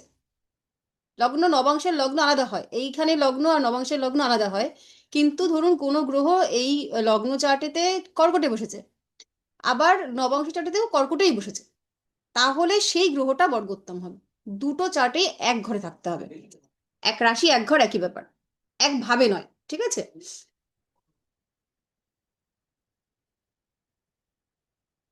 এরপর লিখুন বক্রী কাকে বলে। বক্রী হচ্ছে, দেখুন আমরা বক্রী বলতে বুঝে যাই হচ্ছে বক্র বা উল্টো পথে চলা। বিষয়টা কিন্তু উল্টো পথে চলা নয় আসলে। আমরা দেখেছি যে রবিকে কেন্দ্র করে প্রত্যেকটা গ্রহ তার নিজস্ব অরবিটে ঘুরছে। এবার যখন কোনো গ্রহ বড় বৃত্তে ঘোরে, ধরুন পৃথিবী সাপেক্ষে আমি বৃহস্পতিকে দেখছি বা শনি মহারাজকে দেখছি, তারা হচ্ছে পৃথিবী সাপেক্ষে বড় বৃত্তে যখন ঘোরে, ঘুরতে ঘুরতে পৃথিবী থেকে দেখে মনে হয় যে ওই গ্রহটি পিছিয়ে পড়েছে, দেখে মনে হয়, কিন্তু সে পিছিয়ে পড়ে না। অর্থাৎ সূর্য থেকে ডিগ্রিগতভাবে যখন কোনো গ্রহ দূরত্ব, দূরত্বটা বেশি হয় পৃথিবী সাপেক্ষে, ওই গ্রহটাকে বক্রী হিসাবে ধরা হয়। মানে আপনারা ওই ট্রেনে যখন যান, খুব স্পিডে যখন আপনারা যাচ্ছেন, পাশের গাছগুলোকে দেখে মনে হয় না উল্টো দিকে ছুটছে, আসলে তো তারা উল্টো দিকে ছোটে না। ঠিক বিষয়টা তাই, যখন সূর্য থেকে ডিগ্রিগতভাবে কোনো গ্রহ পৃথিবী সাপেক্ষে দূরত্ব তৈরি করে দেয়, দেখে মনে হয় যে যেন পিছিয়ে যাচ্ছে, তখন তাকে বলা হয় বক্রী গ্রহ। বক্রী গ্রহর ফল মূলত আহ, একটা সাধারণ গ্রহর থেকে তিন আহ, মানে কি বলবো, মানে 3 ভাগ বেশি ফল দেওয়ার ক্ষমতা থাকে, এরা বেশি বলশালী হয়, কারণ তাদের মধ্যে হচ্ছে চেষ্টা বল থাকে। যদি খারাপ কোনো গ্রহ ভাবপতি, কোনো খারাপ ভাবপতি বক্রী হয় তো খারাপ ফলটা সে 3 গুণ দেবে। যদি ভালো ফল, মানে কোনো গ্রহ বক্রী হয় তাহলে সেই ভালো ফলটাও আহ 3 গুণ বেশি দেবে অন্য কোনো গ্রহের তুলনায়, কারণ তার মধ্যে চেষ্টা বল থাকে। এই বকরি বিষয়টা পাস্ট লাইফ থেকে আর কি, প্রত্যেকটাই পাস্ট লাইফ থেকেই আসে। তো পাস্ট লাইফের কিছু ইয়ে আছে, গল্প আছে এর সঙ্গে। ধরুন যখন আপনার চার্টে শুক্র সে বকরি হচ্ছে, অর্থাৎ আপনি আগের জন্মে আপনার যে পার্টনার ছিল সেই পার্টনারের সঙ্গে কোনো রকম পেন্ডিং কর্ম, মানে আপনার যে কর্ম ছিল আগের আগের জন্মে, সেই জন্মে আপনি আপনার পার্টনারের প্রতি সঠিক কর্ম করেননি, সেই কারণে আপনার এই জন্মেতে ওই যে গ্রহটা সে হচ্ছে বকরি হয়েছে।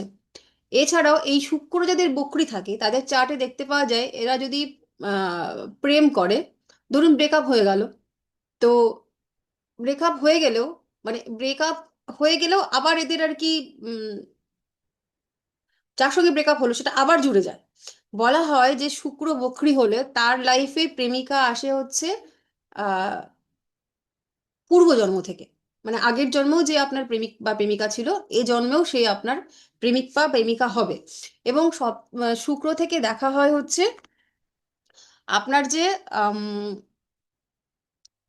যেটা বললাম যে আপনার যে পার্টনার, সেই পার্টনারের প্রতি আপনার কিন্তু কর্তব্য আগের জন্মে কমপ্লিট ছিল না, যেটা এই জন্মে দেখবেন। এমন এমন সংসার থাকে না, আপনারা চোখের গিয়ে বুঝবেন যে একজন ভদ্রলোক, তিনি হচ্ছেন সরকারি কর্মচারী, তথাপি তাকে সকাল থেকে বাড়ির সমস্ত কাজ করে গিয়ে অফিস করতে হয়।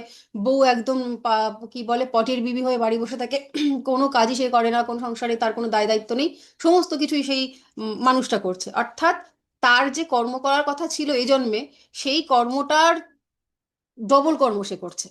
এই যে এক্সট্রা কর্ম দেওয়া, এই এক্সট্রা কর্মটা কারণই হচ্ছে তার আগের জন্মের পেন্ডিং কর্ম ছিল, যাদের শুক্র মানে বকরি থাকবে, তাদের কিন্তু আগের জন্মে পার্টনারের কাছে ঋণ ছিল কাজের, যার জন্য এই জন্মে সে আহ তাকে এটা করতে হবে। এছাড়াও সেকেন্ড ডটার, শুক্র থেকে দেখা হয় হচ্ছে সেকেন্ড ডটার, যাদের দুটো মেয়ে আছে, দুটো মেয়ে দুটো মেয়ের মধ্যে সেকেন্ড যে মেয়েটা মানে পরে যে মেয়েটা হয়েছে, সেই মেয়েটার কারকত্ব হচ্ছে শুক্রকে দেওয়া হয়েছে। আপনি আপনার আগের জন্মে আপনার যে দ্বিতীয় মেয়েটি ছিল, সেই দ্বিতীয় মেয়ের কাছে কিন্তু আপনি ঋণী ছিলেন, বা তার প্রতি আপনি পেন্ডিং মানে কর্মটা আপনার পেন্ডিং ছিল, সেই পেন্ডিং কর্মটা ক্লিয়ার করার জন্যই আপনাকে এই জন্মে জন্মগ্রহণ করতে হয়েছে। আর সেই যে কর্মটা, এমন নয় যে সে এই জন্মে আপনার দ্বিতীয় মেয়ে হয়েই জন্মাবে বা মেয়ে হয়ে জন্মাবে, সে যে কেউ হয়ে আপনার জীবনে আসতে পারে, কিন্তু তার প্রতি কর্তব্য কিন্তু এই জন্মে আপনি যে রূপেই আসুন না কেন, সেই কর্তব্যটা কিন্তু আপনাকে এই জন্মে এসে কমপ্লিট করতে হবে। তো সেই কারণে কিন্তু শুক্র তাদের বকরি হয়। বৃহস্পতি বকরি দেখা যায় যে জ্ঞানী মানুষ, এমন এই জন্মে আপনি অনেক মানুষকে পাবেন যারা হচ্ছে প্রচুর জ্ঞানী, কিন্তু তাদের কাছ থেকে আপনি কখনো জ্ঞান আহরণ করতে পারবেন না। এই মানুষগুলো জ্ঞানী হয়ে জন্মাবে, জ্ঞানী হয়েই মরে যাবে, কিন্তু আপনাকে কিচ্ছু শেখাবে না, বা তার জ্ঞানের মাধ্যমে কখনো আপনাকে সামান্যতম হেল্প করবে না। মানে আপনার পরিবারে হোক, বন্ধু বান্ধবের মধ্যে হোক, এরকম দেখতে পারবেন যে আপনি হয়তো বিপদে পড়েছেন, আহ আপনি তার কাছে গেলেন, আপনাকে কাজটা সে 2 মিনিটে শিখিয়ে দিতে পারবে, এমনই একটা কাজ। সে আপনাকে শেখাবে না, বলবে তুই রেখে যা, আমি দেখছি, করে দিচ্ছি কিভাবে করা যায়। একটা 2 মিনিটের কাজ সে 2 দিন ধরে আপনাকে ঝোলাবে, 3 দিনের দিন আপনাকে কাজটা করে দেবে, কিন্তু কিছুতেই আপনাকে শেখাবে না যে কিভাবে কাজটা সে করলো। মানে তার মধ্যে ওইটা থাকবে যে আপনি বিপদে পড়ুন, তার কাছে যান, কিন্তু সে আপনাকে শেখাবে না। তার জ্ঞানের যে বিতরণ, বা একজন পণ্ডিত ব্যক্তি, সে সারা জীবন নিজেই শুধু পড়াশুনো করে করে জ্ঞান গর্ভ হয়েছে, কিন্তু বিনিময়ে সে কখনো কাউকে কোনো রকম জ্ঞান দিয়ে সাহায্য করেনি। এইরকম ব্যক্তি যারা থাকে, তাদের পরের জন্মে গিয়ে কিন্তু ওই জ্ঞানের প্রতি ঋণ তৈরি হয়, কারণ আমরা এই পৃথিবী থেকে যা কিছু নেবো তা তো আমাদেরকে দিয়ে যেতে হবে। আমরা যদি না দিই, তাহলে সেই জিনিসটার প্রতি আমাদের ঋণ তৈরি হয়, এবং যখন জ্ঞানের প্রতি ঋণ তৈরি হয়, তখন হচ্ছে বৃহস্পতি বক্রী হয়, এবং এই জন্মে এসে তাদের কিন্তু ফ্রি অফ কস্ট জ্ঞান বিলোতে হয়। যদি জ্ঞান সে না বিলোয়, তাহলে কিন্তু বৃহস্পতি খারাপ ফল দেয়। এই যে বৃহস্পতি বক্রী যাদের চার্টে আছে, দেখবেন এদের বাড়িতে প্রচুর পরিমাণে মানে এদের বই কেনার একটা যেন নেশা থাকে, এদের বাড়িতে বই প্রচুর। কিন্তু আপনি যদি খোঁজ নিয়ে দেখেন যে কোনো বই, ওই প্রথম 1 চ্যাপ্টার 2 চ্যাপ্টার পড়বে, তারপরে বইয়ের মতন পড়ে থাকবে। হুম। এই হচ্ছে এদের যদি বৃহস্পতি বক্রী কারোর চার্টে দেখেন, সঙ্গে সঙ্গে বলবেন এই বিষয়টা, বাড়িতে প্রচুর বই আছে কিন্তু বইগুলো কমপ্লিটলি পড়া হয় না। যদি আপনাদের চার্টেও দেখেন কারোর মধ্যে যদি বৃহস্পতি বক্রী থাকে, তো আপনাদের মধ্যেও দেখবেন যে প্রচুর পরিমাণে বই কেনার টেন্ডেন্সি আপনাদের মধ্যে আছে, এবং বাড়িতে বই আছে, কিন্তু সেটা শেষ পর্যন্ত পড়া হয় না। আর এই জন্ম কিন্তু জ্ঞানের প্রতি পিপাসা তাদের থাকে। এটা গেল বৃহস্পতি। এরপর হচ্ছে বুধ। বুধ যদি বকরি হয়, বলা হয় যে আগের জন্মে ছোট মামা, ছোট মাসি, তারপরে হচ্ছে আহ, তৃতীয় মেয়ে, মানে যে দ্বিতীয় মেয়ের থেকে শুক্র দেখলাম, আর বুধ থেকে দেখবো হচ্ছে তৃতীয় মেয়ের আহ, ক্ষেত্রে, বা আমাদের ছোট মামা, ছোট মাসি, এদের কাছে আমাদের কর্ম পেন্ডিং ছিল, তাদের কাছে আমরা ঋণগ্রস্ত। তো সেই পেন্ডিং কর্মটা কমপ্লিট করার জন্য এই জন্মে হচ্ছে বুধ বকরি হয়। তো এই জন্মেতেও সেই মানুষগুলোর জন্য আমাদেরকে করতে হবে। এদেরকে দেখতে পাওয়া যায় যে এই যাদের বুধ বকরি হয়, এরা কিন্তু ওভার থিঙ্কিং এর পার্সোনালিটি তাদের হয়।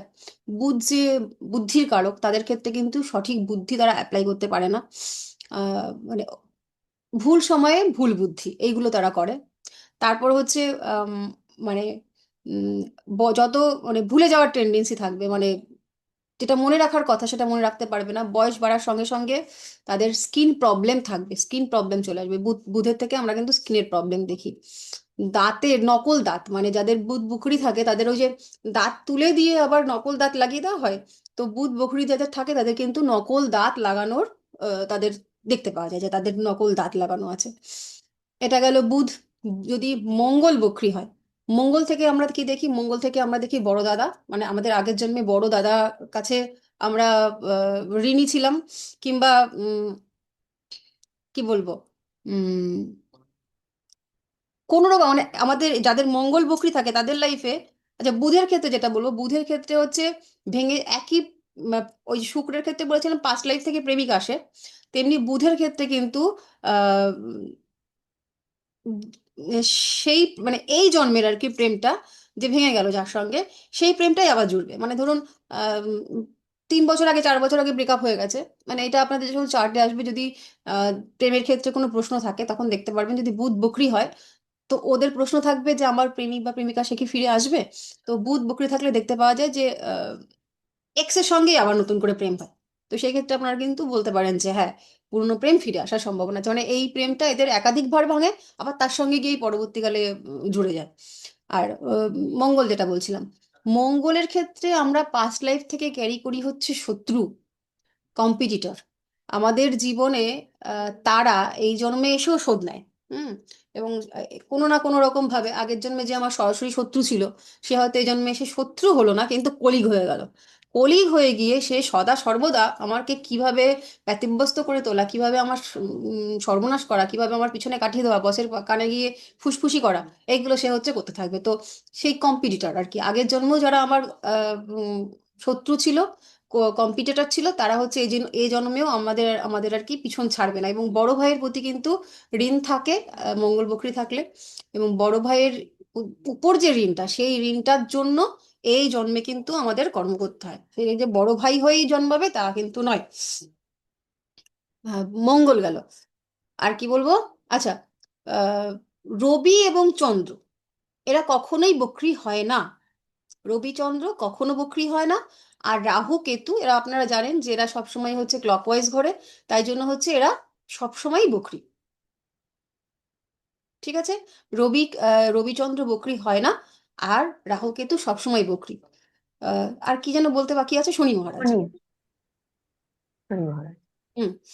শনি মহারাজ লিখুন যে শনি মহারাজ হচ্ছে, জানেন আপনারা যে কর্তব্যের কারক গ্রহ হচ্ছে শনি মহারাজ, কর্মফলদাতা। সাথে হচ্ছে কর্তব্য জীবন জিনিসটা বুঝি আমরা যার কাছ থেকে, সেটা হচ্ছে শনি মহারাজ। তো যদি কোনো ব্যক্তি যেমন এই 9th হাউস পড়ানোর সময় আমরা বলছিলাম যে একজন বাবা, 9th হাউস যেহেতু যে আমার বায়োলজিক্যাল ফাদার, তার যে কর্তব্য ছিল সন্তানের প্রতি, বা একজন আহ, পুরুষ যে সংসারের কর্তা, তার যে কর্তব্য ছিল সংসারের প্রতি, বা একজন নারী তার যে সংসারের প্রতি কর্তব্য আছে, সন্তানের প্রতি কর্তব্য আছে, এই কর্তব্যে যে অবহেলা করে বা কর্তব্য পূরণ যে করে না, তার কিন্তু পরবর্তী জীবনে শনি বকরি হয়ে আসবে। অর্থাৎ এই জন্মে যার শনি বকরি, তার কিন্তু প্রিভিয়াস লাইফে কর্তব্যের মানে পেন্ডিং তার রয়েছে, কর্তব্য পেন্ডিং।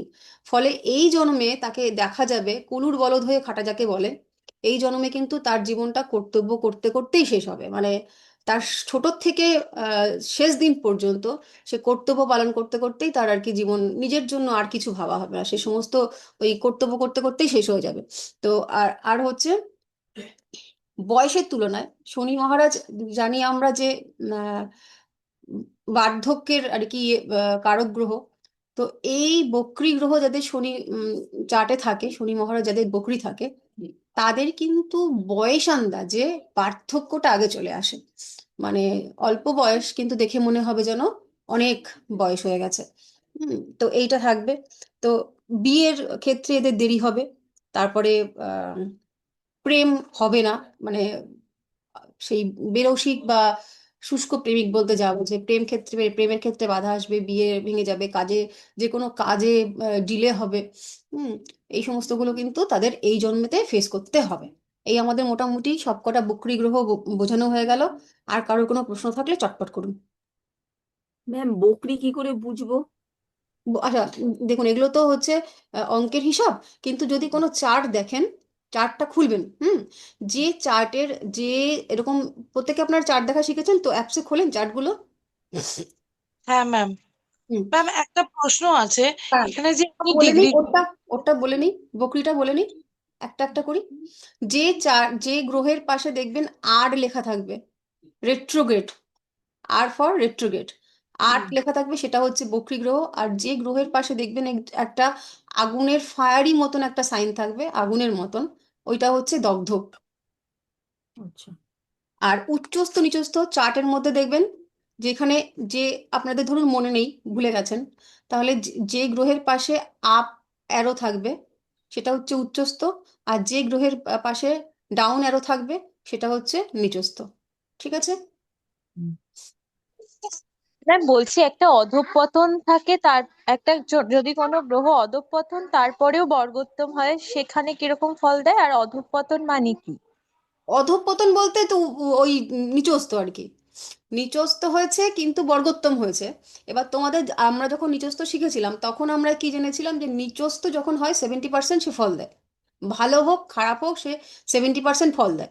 তাহলে এই গ্রহটা যদি বর্গোত্তম হয়ে যায় তাহলে ওর যে খারাপ ফলটা, সেই খারাপ ফলটা দেওয়াটা কমে যাবে, সে ভালো ফল দেবে। ভালো ফল দেবে বলতে যখনই দশা অন্তর্দশা আসবে, এই যে বর্গোত্তম গ্রহটা নিচস্থের যে ফল দেওয়ার কথা ছিল সেই নিচস্থের ফল না দিয়ে খানিকটা উচ্চস্থের মতন ফল দেবে।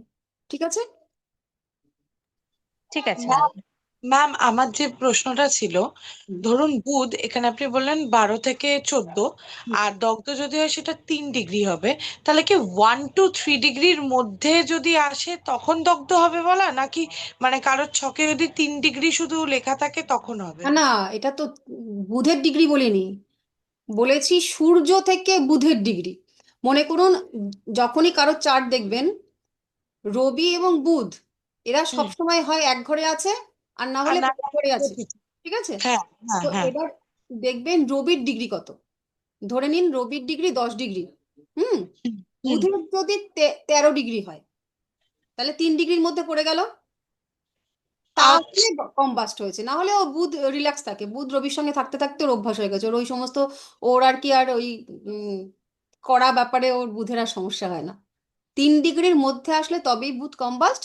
বাকি আর সব গ্রহ হচ্ছে 10 ডিগ্রি, মানে রবির সঙ্গে সেই গ্রহের ডিস্টেন্সটা, দুটো গ্রহের দেখবেন হচ্ছে ডিগ্রি কত আছে, রবির কত এবং পরের গ্রহটা করুন, ধরুন রবির সঙ্গে বৃহস্পতি বসে আছে। হুম। হুম, কোনো একটা হুম। চাঁদে। এবার হ্যাঁ, দেখবেন যে তাহলে রবির সঙ্গে যখন আমরা জেনেছি রবির সঙ্গে কোনো গ্রহ বসলেই সে কম্বাস্ট হয়, সেটা যদি 10 ডিগ্রির মধ্যে আসে, দেখা গেল রবির ডিগ্রি 3 আর বৃহস্পতির ডিগ্রি পেয়েছে 15। হুম। 3 আর 15, তাহলে দুজনের মধ্যে কি 10 ডিগ্রির অন্তরায় হলো? হ্যাঁ। কোথায় হলো? 12 হয়ে গেল তো। আপনি বললেন সূর্য থেকে বৃহস্পতি এবার বলছেন তো? যদি যদি রবির গ্রহ দৃষ্টি, ধরুন রবি, আমি সহজ করে বলি, রবির ধরুন ডিগ্রি 10, এবার আচ্ছা। বৃহস্পতি ধরুন 15 পড়েছে, হুম। তাহলেও 10 ডিগ্রির মধ্যে আসলো। হ্যাঁ। রবির পাঁচ। 10, বৃহস্পতি পেয়েছে 27 ডিগ্রি, আচ্ছা। তাহলে 10 ডিগ্রির মধ্যে আসলো না। তাহলে একসঙ্গে বসলেও কিন্তু বৃহস্পতি কম্বাস্টের ফল দেবে না, সে ভালো ফলই দেবে। আচ্ছা। ঠিক? এটা করতে করতে শিখবেন, এখন শুধু থিওরি গুলো জানুন, তারপর যখন চার্ট প্র্যাকটিস করবেন। তাহলে এবার প্রথম আমাকে কেউ একজন প্রশ্ন করেছিলেন যে এই দ্বাদশের ঘরে শনি, বৃহস্পতি এবং কেতু যদি অ্যাফ্লিক্টেড না হয় বা অ্যাফ্লিক্টেড হয়ে যায় তাহলে হচ্ছে সে মোক্ষের ফলটা পাবে না। অ্যাফ্লিকশনটা তাহলে কি? অ্যাফ্লিকশন হচ্ছে যদি কোনো খারাপ গ্রহ, অর্থাৎ দুস্থানপতি 6, 8, 12, সেই দুস্থানপতির যদি সহাবস্থান হয়, যদি দৃষ্টি থাকে, বা এই গ্রহটা এইখানটায় যে শনি রয়েছে, বৃহস্পতি রয়েছে এবং কেতু রয়েছে, তাদের সাপেক্ষে যারা যারা শত্রু গ্রহ, আপনারা শত্রু মিত্রর লিস্ট আপনাদের কাছে আছে, সেই গ্রহগুলো যদি দৃষ্টি দেয় বা সেই গ্রহগুলো যদি এদের সঙ্গে সহাবস্থান করে, তাহলে এই 3টে গ্রহ যাদের যাদের বলেছি তারা অ্যাফ্লিক্টেড হয়ে গেল। শুধু এই 3টে গ্রহ না, অ্যাফ্লিকশন মানেই হচ্ছে প্রত্যেকটা গ্রহের সঙ্গে যদি ও অন্য কোনো দুস্থানপতি, অর্থাৎ 6, 8, 12 পতি, বা এই গ্রহটা সাপেক্ষে যারা যারা মানে শত্রু গ্রহ আছে তাদের দৃষ্টি থাকে বা সহাবস্থান থাকে, তাহলেই এই ঘরটা, মানে এই গ্রহটা অ্যাফ্লিক্টেড হয়ে গেল। ক্লিয়ার?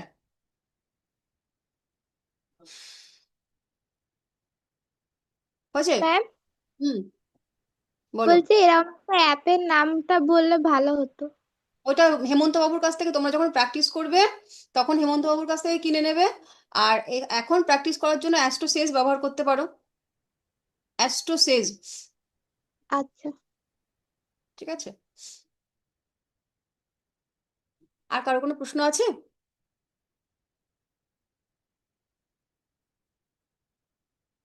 আজকে আমরা মোটামুটি অনেক কটাই নতুন নতুন জিনিস শিখলাম, এগুলো কিন্তু চার্ট করার সময় ভীষণ প্রয়োজনীয়। তো এইগুলো সব মনে রাখার চেষ্টা করবেন। বাকি আর কারোর কোনো প্রশ্ন নেই? তাহলে আমি আজকে এখানে ক্লাস শেষ করছি। আজকের ক্লাস কিন্তু ইউটিউবে পাবেন না, আমি আপনাদের রেকর্ড দিয়ে দেবো। আর একটা দুটো দিন যদি দেরি হয়, আমার মাথাটা খারাপ করে দেবেন না, রেকর্ড রেকর্ড বলে আমি দেবো। ঠিক আছে? শুভরাত্রি সকলকে, খুব ভালো থাকুন।